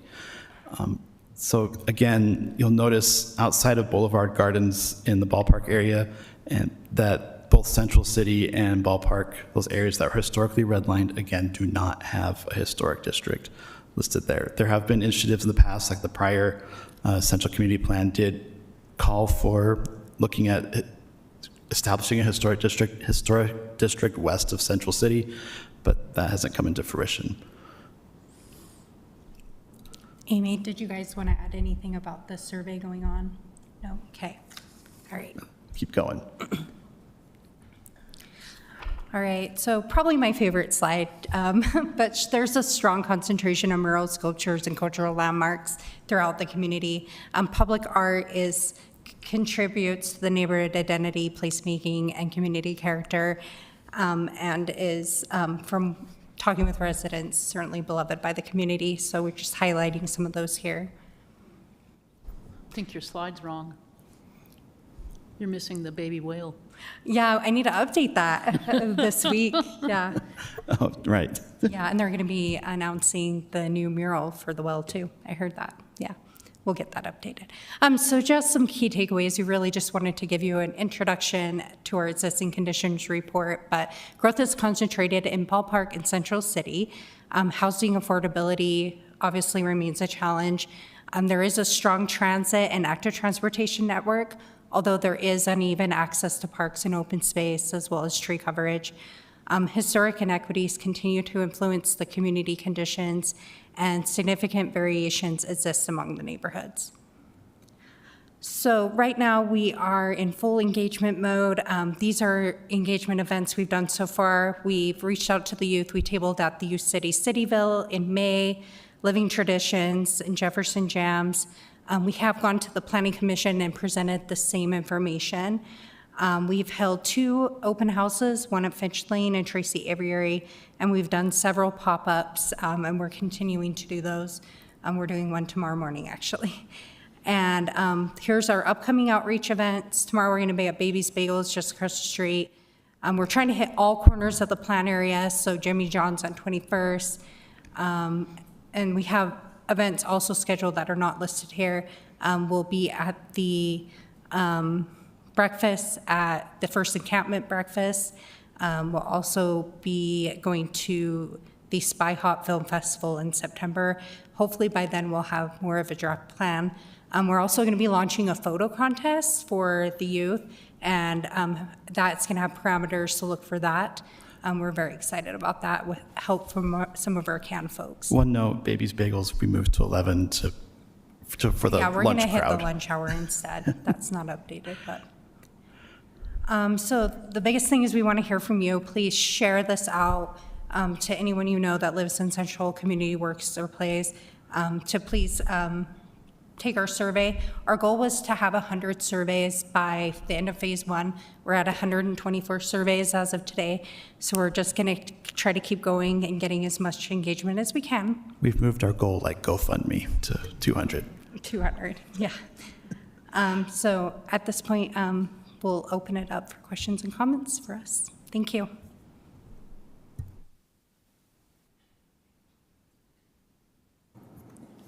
Any comments? I've been listening to this. I keep asking myself, what role does historic preservation play in this, the neighborhood and improving the neighborhood? We just talked about the Avenues, which is like one of the premier neighborhoods in the city, and I think a lot of that is because of the preservation. The Avenues would not be the desirable neighborhood that it is today if it had just been left with the kind of zoning and planning that was going on in the 1970s. And yet it's gentrified to the point where a lot of people can't afford to live there. And yet existing housing stock is often the most affordable housing stock. And so, you know, I asked myself, well, what role then is there for historic preservation if you want to preserve existing housing stock, but make it affordable? I'm curious, like, what your thoughts are. I'm sure these kind of things have been going through your minds as you've been working. So a philosophical question about historic preservation and its purpose in the city. I mean, I think the conversation we just had is very important, showing if you want this to be a place where people want to live, a lot of the draw are those historic homes. It is the character of the place compared to a suburb. Nothing against my hometown, Bountiful, but it's a different experience entirely compared to living here in the city. There's also that value in preserving those, especially with the local historic districts where we allow that flexibility to use that space while preserving it. Without those local designations, you end up, you know, your best option is to scrape the house and start over because you don't have that same level of, you know, modifying setbacks or height or, you know, these things. Yeah, you have to have better materials, but you also can have more coverage on the lot and things like that that really expand your options and help preserve the home there, so you can have a better time balancing those competing interests of not really competing, but can be out of alignment with preservation and housing. And there's also the issue, like when you're preserving existing housing stock, those naturally occurring affordable housing units, as long as there is still more housing coming into the market and that those existing units can filter down and remain affordable. So it is important to have new housing with that preservation as well. And I'll just add that part of our next step is going to be looking at the opportunities. So looking at current inventory of our historic resources and what may not be listed, but is still important to the community that needs to be designated. So that would be an important role. That's going to be part of our next phase. Also looking like opportunities like Roland Hall or some of the other the schools that have closed schools as well. that are closed that still. Emerson? St. Joseph? No, that's. No. What's the church there that's in danger? Part of the high school. Why is my brain here? Of Judge. Judge Moore. The south part of Judge. Lady yeah. of Our Lords. Yeah. Yeah. Yeah, so all of those will be looked at as opportunities. And so when we're looking at drafting the plan, you know, if one of our goals might be to have XYZ designated or, so that's kind of our next step. You look at what they're doing in Sandy right now that's been in the news about a school that closed and trying to get feedback on how to use that space. And that's sort of our hope here with those spaces for opportunity. And we're also doing stakeholder interviews. So obviously the school district is a stakeholder in this process as well. So we'll be reaching out to them and obviously any other stakeholders. I think part of this as well is if you know of individuals or groups or organizations that want to provide feedback or thoughts, like please tell them that we are here trying to gather as much feedback as we can about this neighborhood so that we can develop those big ideas that are in line with the values and goals of the community. Yeah, definitely let us know. Let us know if you have any other ideas or anyone else we need to be engaging as part of this process, and we can do that. So. I want to say that it's great that you're incorporating the persistent effects of redlining. I'm going to get back on my graphic design beat here again. I would question whether you need to redraw the redlining map or output from GIS is what it kind of looks like, as opposed to incorporating the archival map, which Mapping and Equality uses on their website. Yep. I would advocate for using the archival maps, not because it's not still persistent, as you pointed out. But because I think we have to treat it with a certain amount of like reverence, I guess, as an archival document. And it's a subtle thing, but Or whatever the opposite of reverence is. I don't know. I mean, treat it with a level of importance, Yes. I guess, because of its. And you're not the persistent first to bring that up, and it's in our docket to Amy Burrows in the Planning Commission had just mentioned that as well. And we agree that Mapping Inequality has a file that just plops right there. They've got it mapped for you already. So we will have that printed and updated, sort of like what you saw in the Yeah, presentation. and correctly referenced, so it's not appearing to be like a new map, that it is the archivable map. Yeah, It's we not will- current policy. Oh, please no. Yes, yes. We will take care of that.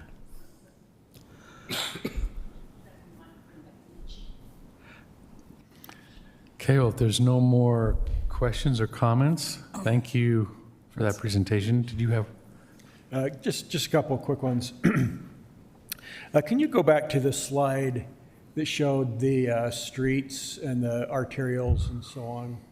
Well, those were trails, I think, our public paths and trails. Okay, I was thinking of the arterial. Which of these roads are owned by the state and which one of them are owned by the city? State Street, 400 South, 5th and 6th, 21st, 700. Yep. Foothill, but that's not in here. I can't say. We have it in the plan. They should be on there, state-owned versus locally. Are there any strategies you're going to employ in this on how to deal with the state-owned streets? That's what we're trying to see what the community wants to. At this point, this is clearly just a existing conditions report, and we're gathering that feedback, what people want to see. We've been hearing a lot about the challenges of crossing 400 South from the folks in East Central. You know, it's the same story with State Street, the folks in Ballpark. 7th East is a huge barrier as well. And, you know, we'll use the tools that we have and work with the Transportation Division and feedback from the community to develop something that, you know, helps serve the community while balancing the needs and demands of the state. Yeah, with the state bill, yeah.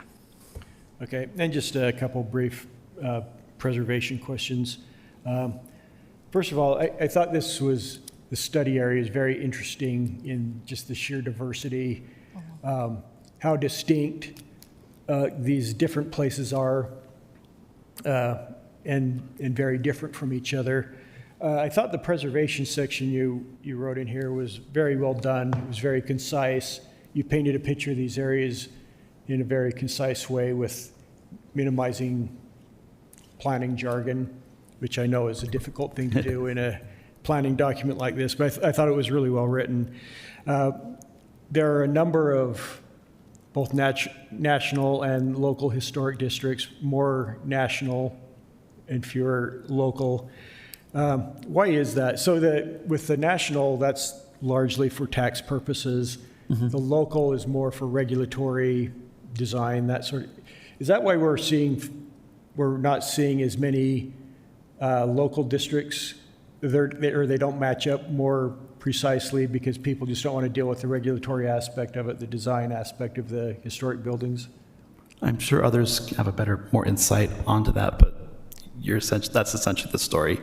It's also, over time, you may have been here when they've tried to list Yale Crest as a historic district, and now the process is very much residents need to request that local district. It's no longer a city-initiated process. It's very grassroots. It's very grassroots, and so it's easier to kind of map out a larger area as a national district since it's mainly honorary and it's an incentive and not a regulatory or property rights-based sort of district. Okay. Well, I'm kind of the new guy here. I guess I'm not the official new guy anymore.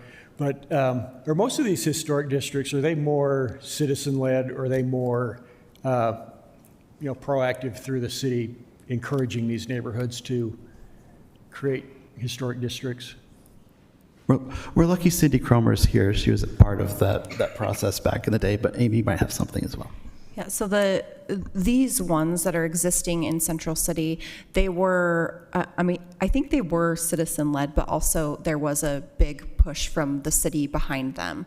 Our standards, as Aaron has said, now it's more reliant on a grassroots effort, and that is because of the changes that the state legislature required of cities in terms of designating local historic districts. And so we haven't seen any local historic districts designated since the Yellcrest applications, and those have all been citizen-led. We have done national register districts, like the Warehouse National Register District was a city-led initiative, and Boulevard Gardens is the most recent National Register district listed. But we haven't had any city-led efforts in terms of new local districts. So I understand the complications with the legislature and so on, but as I look at the plan, and there are just some wonderful places in this study area that are not protected, that are in a national district but aren't protected through a local district. It would be great to figure out ways to encourage a little bit more, to make the two maps or the two areas kind of coincide a little bit more than they do already, have more local historic districts. One thing that I just want to mention is there are some initiatives and tools that we have implemented to try to help those properties that are not within local historic districts but still provide some type of incentive. And it's the preservation incentive. So we offer, if you retain a building, it doesn't have to be in a National Register district. It's just a building that's 50 years old. There are incentives offered for new development and those incentives can be extended to new development on the same development site. So we have tried to implement some tools related to preservation, but the only tool we have currently in terms of demolition protections per se is a local historic district. Well, while we're on the subject, it seems to me like, so in Yellcrest, we've seen these smaller resident-led efforts to get local designation.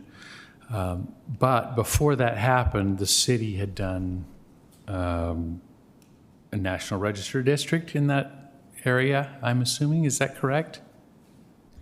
Yes, Yellcrest is a National Historic District. So it almost, like city action getting National Register historic districts set up almost seems like groundwork that then allows the residents, if they want to push for a local district.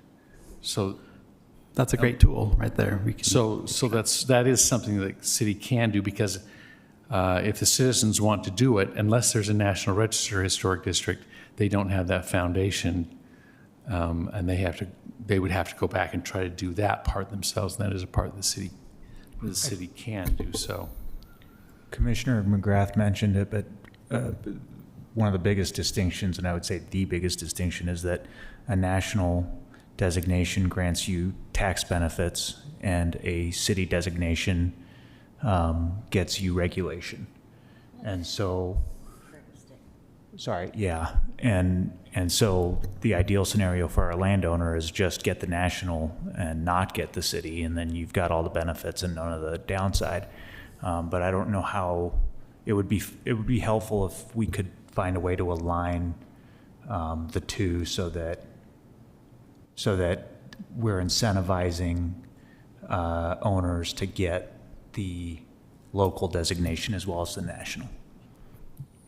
Well, those national designations, they come with that survey and the reconnaissance level survey, whether that's city funded or resident led, or there's still an opportunity to have that survey in place for when you do want to list it locally. The resources are already there for an easier process, versus if they're just starting from scratch, they've got to go find someone and start from the very beginning. So yeah, So is that something that you may look at in this, in we'll add it developing to this plan? our list, yeah. Is what areas might warrant, a reconnaissance level survey to determine whether there could be a historic district there. Yep. And the current plan calls for certain areas as well, so we'll take that into account as well. Fantastic.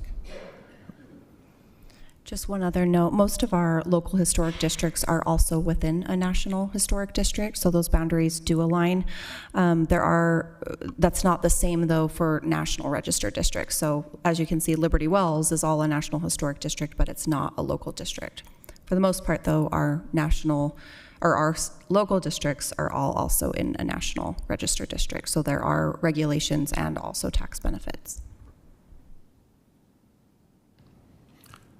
Okay, any other comments or questions? I have some comments. I am pleased with how our zoning ordinances have preserved a lot of the original buildings while the rest of the site has been developed into higher density housing. I'm really happy with how that's gone along Main Street and West Temple. And I've asked myself out loud lately, why does the ballpark area suffer from such persistent blight? And this is very illuminating. I appreciate that. I didn't coin it, but someone said, the ballpark really functions like a West Side neighborhood, even though it's east of the freeway in a lot of ways.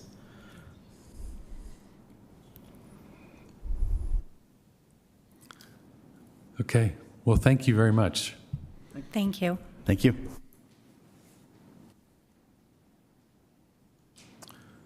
Okay, the last thing on our agenda tonight is a presentation from the staff, our policies and procedures update.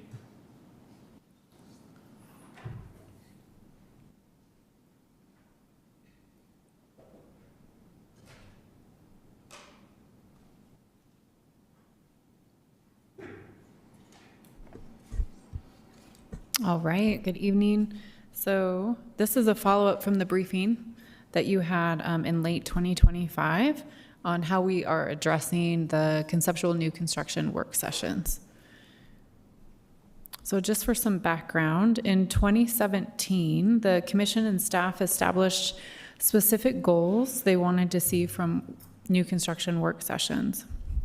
That included ownership of work session outcomes, improved project quality, meeting or closely meeting the required standards, improved working relationships between the applicant, staff, and the Historic Landmark Commission, informed decision-making, predictability, issue identification and issue exploration and expectations, reduction of overall project elapsed time, and reduction of risk of scope creep at the public hearing. In late 2025, the Historic Landmark Commission chair asked about the quality of work sessions and noted mixed results. The purpose of the first briefing in February was to discuss how we can update the work session process to ensure those better outcomes. The primary issue with the current work session process is that applicants are scheduled for a work session too far into the design process, which limits the commission's influence over a project. The commission can provide feedback on the proposal, which staff considered when revising the original draft. So emphasis on keeping decisions standard-based and not subjective, concern about maintaining flexibility and not overburdening smaller applicants, and a strong support for earlier engagement and clearer structure. The original work session update included offering work sessions for both new construction and major alterations. This current proposal, which is being presented tonight, only includes new construction applications, as they are typically the most complex and impactful to the community. We've deemed this and titled it Conceptual New Construction Work Session, which is proposed to be added to the policies and procedures as an addendum. Other types of applications may require a work session, such as a major alteration, but that process would be determined by staff after a complete application is submitted. So what is a conceptual work session? This is a voluntary, collaborative, and non-binding public meeting with the Historic Landmark Commission to present a concept for new construction of a principal building.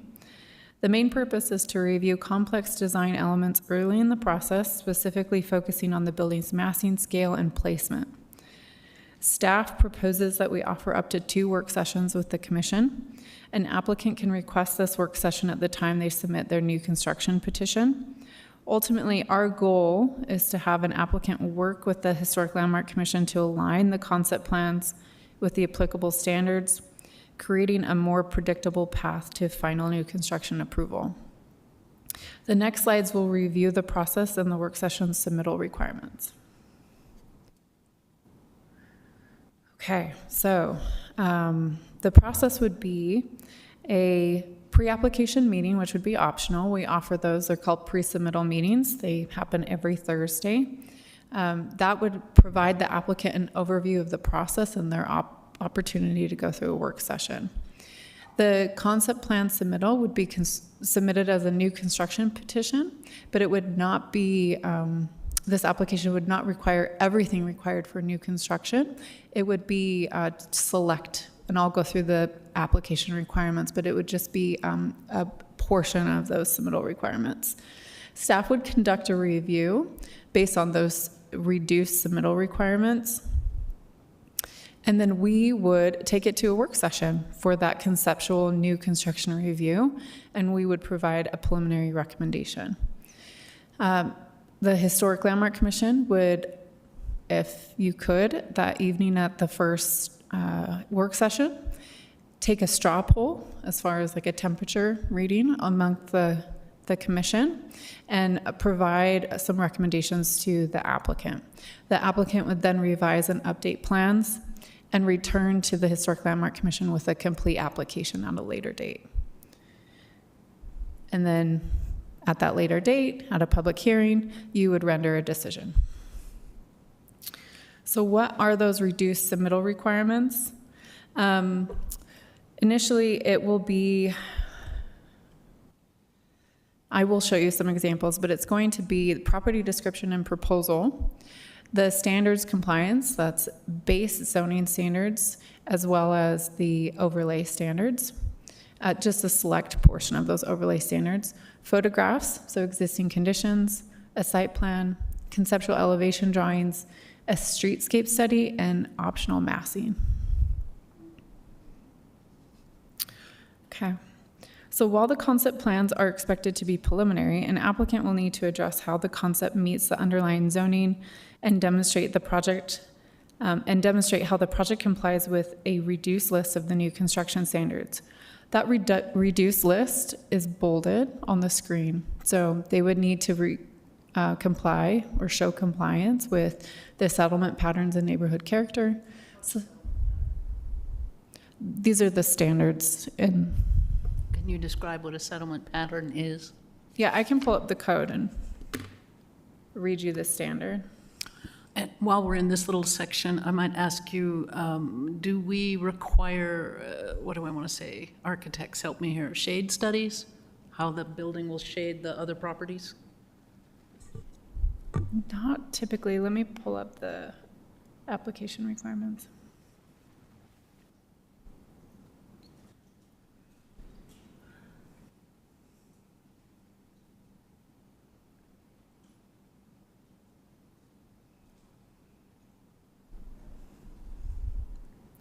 So the settlement patterns, not that Kelsey's not capable of getting it, but just since she's running two computers, the standards speak to the block and street patterns, the lot and site patterns, the public right-of-way, building placement, and building orientation. Okay. Do we have, I keep getting these questions, do we have requirements about shading other properties? If a 6-story apartment building goes up, does it completely block the sun from the neighboring property? In the historic standards, we have mostly shade just in relationship to landscaping. So it talks about shade for pedestrians, landscaping type shade, but there isn't anything in the preservation standards related to shade from buildings. We do have shadow impacts in other sections of the code. Okay, thank you. Thank you, Amy. You were faster than me. Okay. Yeah, wow. Okay. And then number 2, site access, parking, and services. 4, building form and scale. And then 5, building character. Okay, so the applicant would be required to address these standards, or all the remaining standards, 3, 6, and 7, when they submit that entire application at a later date. The other main requirements are to provide a dimensional dimension site plan, and preliminary building elevations. And this is an example of those submittal requirements for concept. This is a streetscape study concept. And then a massing study example. This is from the Madeline Choir School, new construction. And this would be an optional submittal. Why are we making those optional? I think that's a really key part of this conceptual meeting. Yeah. Just my opinion. That's helpful feedback. I share that same opinion. Okay. What's that? I share that same opinion. Okay, that good. was going to be my primary comment. That should not I usually be get in optional. trouble when sometimes I contradict myself from a previous meeting or something. So hopefully no one has me on record saying it's not a good idea, but I think it is a good idea. So. Okay. Is that something they would have to submit eventually regardless? Or would this be something extra? No, it would be something that they would submit. It would be like how the building fits into the streetscape is submitted as part of the full application. What we wanted to do was find what's appropriate to pare down for this work session. And if this is not deemed appropriate to leave out or remain as optional, we can make it a requirement for a work session. It's not a problem. I think it's pretty easy to create these Yes. from an architect standpoint. Like I think they're already thinking about this in the design, excuse me. And so it's another thing that they have to apply for, which maybe they'll grumble about, but I think it's absolutely necessary. Thank you for that feedback. It does seem to me like, well, say if someone had to do a drawing like this, and then they came and the commission said, well, we think that your massing is off in this way. They just have to revise this drawing. And so it's not like we'd be adding a tremendous amount of work, and yet it seems really valuable for us to have this information up front. So I would agree with that. That's great feedback. Okay, and now how does the actual process work? So first, the item is officially presented. At this stage, our planning staff will identify any key concerns regarding the concept by reviewing it specifically against the adopted new construction standards. Next, the applicant and the Historic Landmark Commission collaborate directly. This is an open discussion where the commission can provide targeted feedback on how to resolve design issues before we ever move to a formal public hearing. To conclude the work session, the Landmark Commission will issue a preliminary recommendation using a non-binding straw poll to gauge consensus on the concept design. The vote will put a preliminary recommendation on the record. I want to emphasize that the vote is non-binding because it is not being conducted during a formal public hearing. Instead, the core purpose of the straw poll is to gauge overall consensus, and it holds the commission accountable. It ensures that no brand new issues are suddenly brought up during a formal public hearing that weren't raised during a work session. Ultimately, this early recommendation reduces confusion and saves the applicant valuable time by preventing unnecessary redesigns.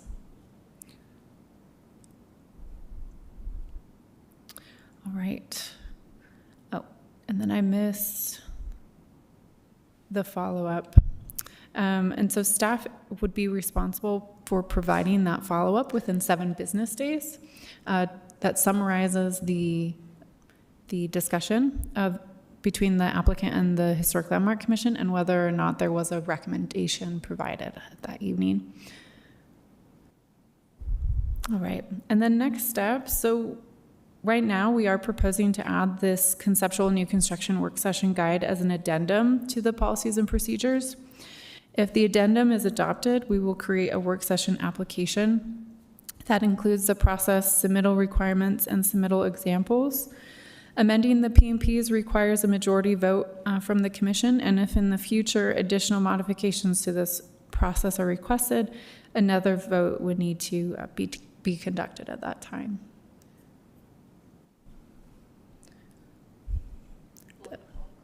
That's all I have. I'm covering for Amanda, so her name is on here. Can I answer any questions? I have a question. Is the straw polling already something that's extant elsewhere in our policies and procedures, or is this like a new thing that we're implementing specifically for this purpose? It would be a new thing. Yeah.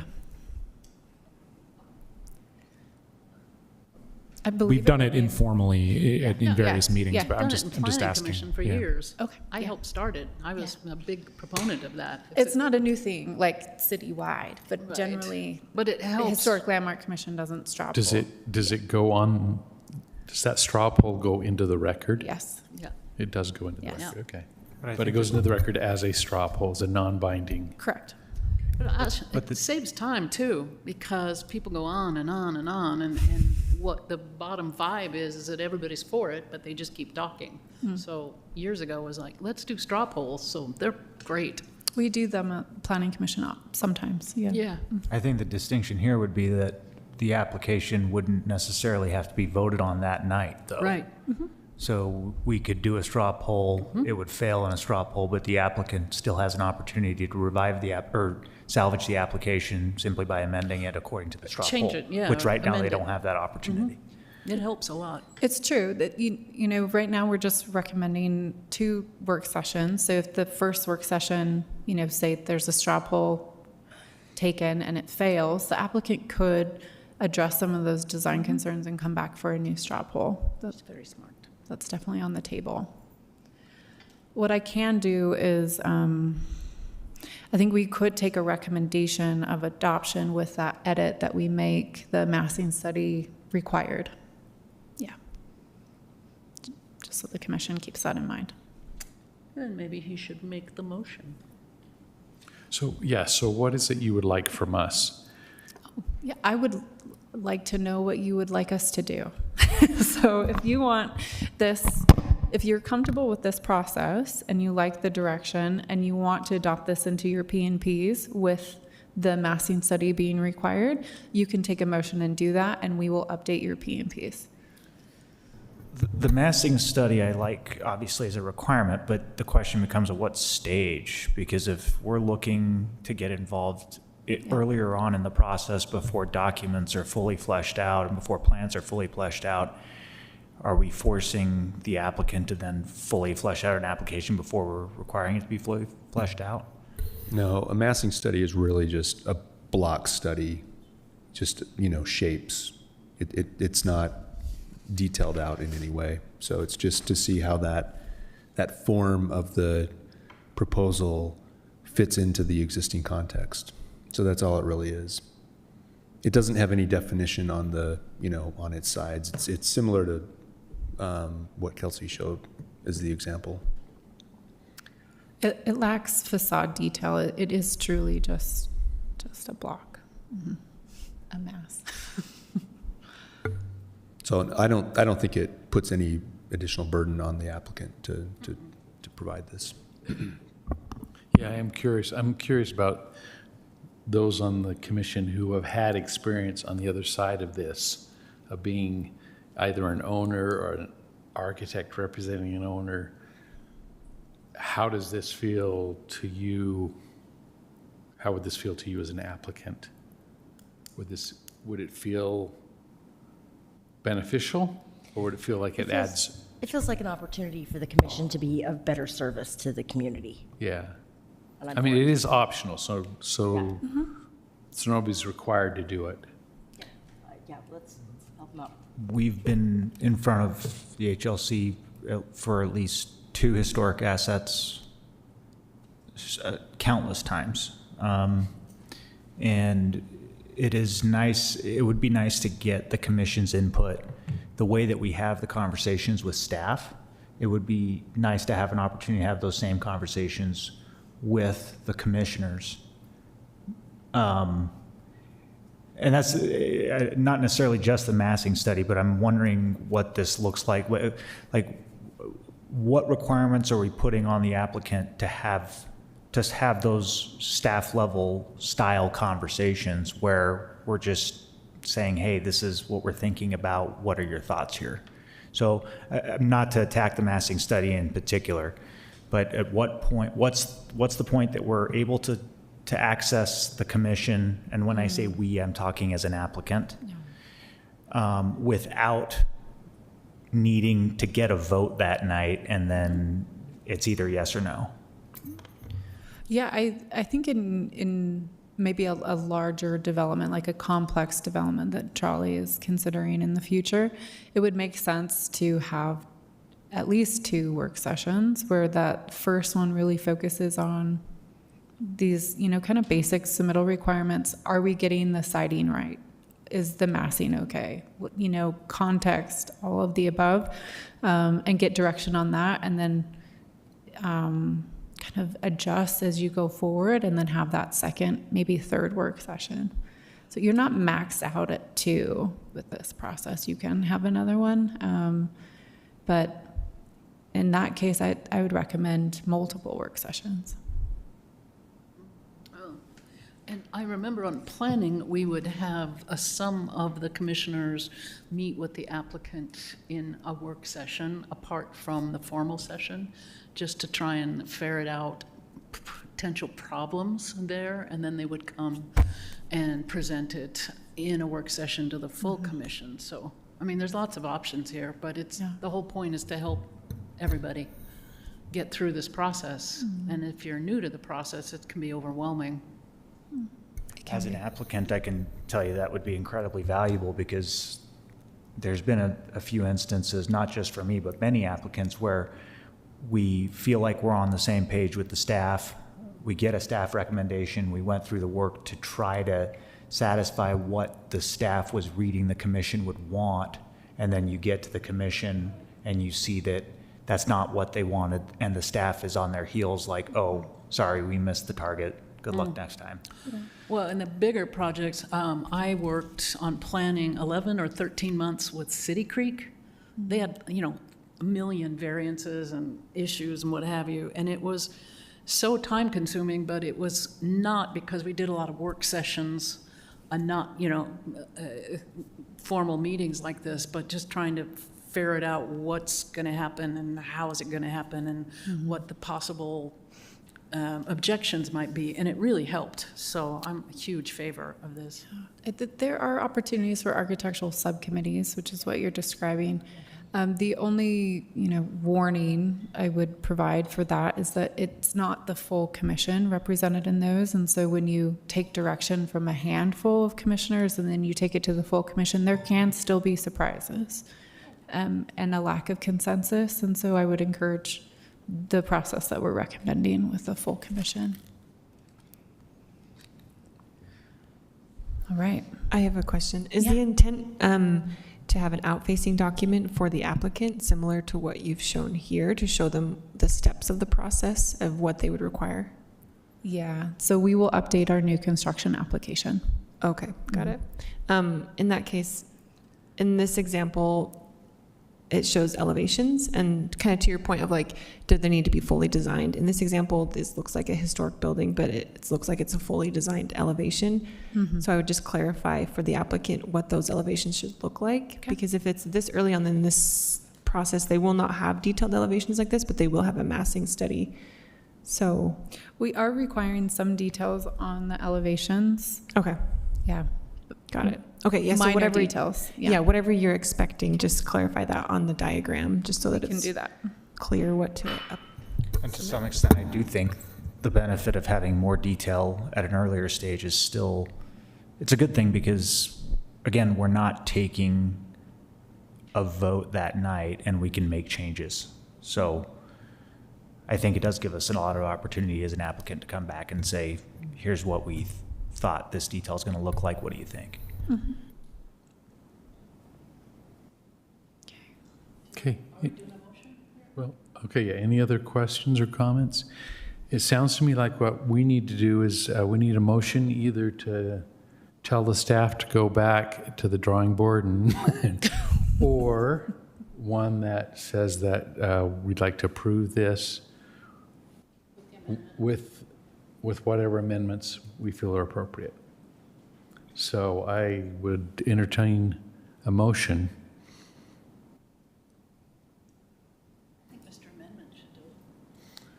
Do you have a motion sheet? For this one? Boy, let me see. My computer will not bring this up, so I don't know. I don't think they gave me a motion sheet for this one. We don't for this We item. don't have a motion sheet. Okay, I would make a motion that we approve this